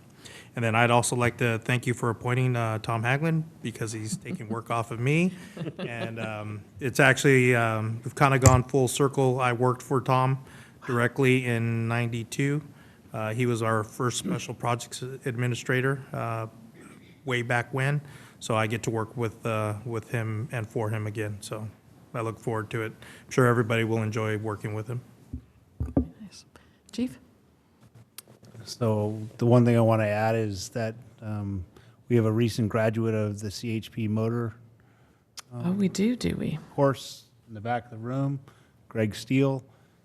He's eager, he's motivated, and he's out on his motorcycle, so residents of Galt, please slow down, stop at all your stops. If you see a red light, stop, come to a complete stop, because he's out there right now. And other than that, that's all we have in the police department. Welcome to Galt. I know you've used to work here before, but welcome. We're looking forward to working with you, and we're all eagerly anticipating Thursday's meeting with you. Ms. Hood? Welcome to Mr. Haglund, and I have nothing further. Thank you. All right. Comments by council members? Yeah, I just have one thing. Thank you to Mr. Solis for stepping in as acting city manager for the last couple of weeks in the interim. Appreciate you taking on all the extra work. Thank you to staff for working with us through this process. I hope, at least from my seat, to do what we can to bring some stability as soon as we can. And I think Mr. Haglund will help bring that. And to the community, be patient with us. We're in a transition, but I think you heard tonight that we're going to do everything we can in our power to make sure that we hire the right person to permanently fill this position. So please have patience with us. I know council members we need to have patience with everyone too. So just take a deep breath and let's move forward. And thank everyone out there for all you do for our city and continuing to move it forward. So thanks. Vice Mayor Farmer? Just a few things real quick. Yeah, definitely congrats to Mr. Haglund. Thank you again. Mr. Solis, thanks Armando for stepping in. We appreciate that. I didn't really even feel like anything was missing there. It was just kind of a smooth, keeping things afloat for that time. And again, like Rich said, thanks to the staff. I mean, again, it was I know it was a time of anxiety over the last couple of weeks, everybody not going to what's going on. And because of closed sessions and things like that, there's like all this stuff that can't be put out. And it's, it's got to be tough, especially with new people such as Mike and Claire, still being new to the team. They're like, what do I get myself into? I just got here. But we feel good about, I think the whole council, when we talked, we all felt really good about our team. Like when we talked with Mr. Haglund, one thing that was really great was Mr. Haglund was like, look, I'm not coming in here to clean house. And we're like, good, because that's not what we want you for.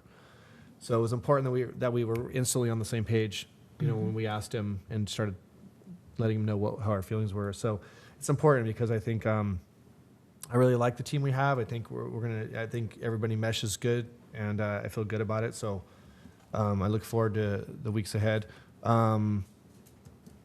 I want to congrats to Officer Steele. I seen him out there with Walton cruising around his bike. It was like, I didn't know if you were Ponch or John, though. I was trying to figure out which one was Ponch and John. You guys are riding in tandem, So it's kind of cool to see that. And me as being a big advocate for speeding enforcement, I've loved seeing the enforcement. So keep that up, please.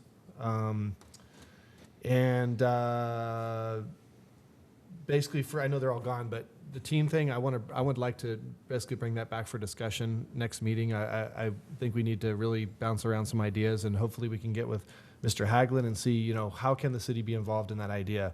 We need to get that off the ground. So, you know, I know it's going to take a lot of participation from private industry, but we need to see what can the city do? What can we help facilitate, or how can we streamline that process to get that going? It's a huge need in the community. Obviously, you saw the turnout tonight. I had a private meeting with those people the other night at Sarah's home. Their ideas were above my expectations of what they got, and I think it's going to be a great thing. So I would like to, hopefully the council will support trying to see what we can do for that.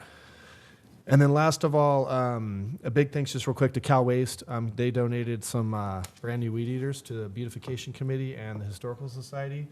And so it was very generous of them to do that. They're very supportive of the community and to support the beautification and they're always supportive of the beautification committee and all the efforts that they put forth. So it was great that they were to do that. It's very generous of them and their customers to do that. And then one more thing I just remembered. My concern about the volleyball thing with the firemen, cops is, I mean, honestly, we just got a bunch of people off injured and we're back working again. I mean, I don't really want to have like 6 injured police officers again. Like, you know, then we'll be back to like being shorthanded. Just saying. Maybe it could be When retired. we go chase the ball after we miss it, it takes a lot of energy, and so I can't guarantee there won't be any injuries. All right, that's all I have. But we try really hard. So. So he brought up the teen center. Are we ready to get that on the agenda, or do we need to look at some of our options first? I don't know if we're ready to take any action on that, and we do want our interim city manager to. The first 2 weeks are going to be a little crazy. So do we want to put that on the next agenda, or do we want to wait a little bit till we see what's some of the I options? just want to bring it back for discussion so we can, you know, tonight's been a long meeting. I want to go. I would like to have more discussion. So just throw it on there and discuss it? I mean, I don't know.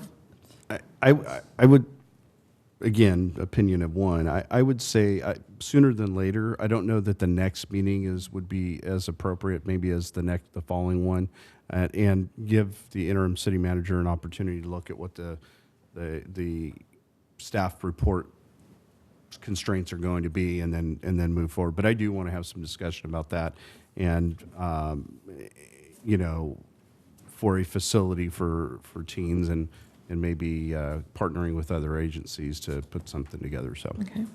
Yeah. Would it be fair to say, ask to bring back the teen center for discussion to a future meeting? Yeah, I'd like to see it within the next, 2-3 meetings out at the most. You know, I think I want to keep, want to talk about it still fresh in our minds. Just bounce ideas around, but give Tom a chance to, work on some other things first. Maybe leave it up to the interim city manager when he gets on board. Yeah, okay. Yeah. Okay. Thank you. Mr. Sandu, Councilmember Sandu. First of all, thank you for all the staff members giving everybody working as a team with Mr. Solis 2-3 weeks as working as a city manager. And welcome Mr. Tom to step in a plate with the interim city manager. And moreover, I did attend a public safety meeting on March 25th. And on that meeting, Chris, he gave a good presentation about Carillion Boulevard Master Plan. And he have a couple options. And I believe there is a option number one, my concern, and there is some other residents have a concern. So I like to reach these residents out there, the option 1 and option 2. And that's why we need to reach some community, what their concerns are. And I believe all the council members, they have the emails, and I have a couple residents on the neighbor, they approach to me, they have a concern on option 1. Thank you. We'll get to it. All right, so I also attended the public safety meeting, and what I appreciated was they had brought that to a public hearing at the safety meeting a few months earlier, and they had a lot of public input, and then they came up with some alternatives and suggestions. So we're working through that. We're still in the exploratory phase. We'll get there. And congratulations to Councilmember Sandu, who is now the chair of the Safety Committee. Also, I attended the Walmart online shopping grand opening this morning with Mr. Haglund. So it was, I don't know if you know this, but Walmart employees have to do a chant before every shift. You department heads might want to consider that. It was quite exciting. So now people who are busy and you're going home, you just get on your little app and order something. When you get there, they bring it to your car and you get to approve it, make sure everything looks good. And it's quite. They also had to hire. How many people did he say he had to hire? It's like 17 more employees. Yes. So that was great. And then we had the State of the City address, which it was a little rough because the city manager resigned on Tuesday. The State of the City was on Thursday. I said, well, all right, I'll suck it up. I'll do what I have to do. And I asked Armando, can you reach out to the department heads for me? And lo and behold, the department heads all helped, came and gave the presentation. Each took a little part. Claire was on vacation, so Claire graciously came in on her vacation and helped me go over that part. And I've gotten nothing but positive feedback. They like that style, so I think you guys are on the hook for future years. So, sorry the meeting's so long, but this, with all the public comments, it was great with all that this evening. We appreciate everybody that came, and meeting adjourned.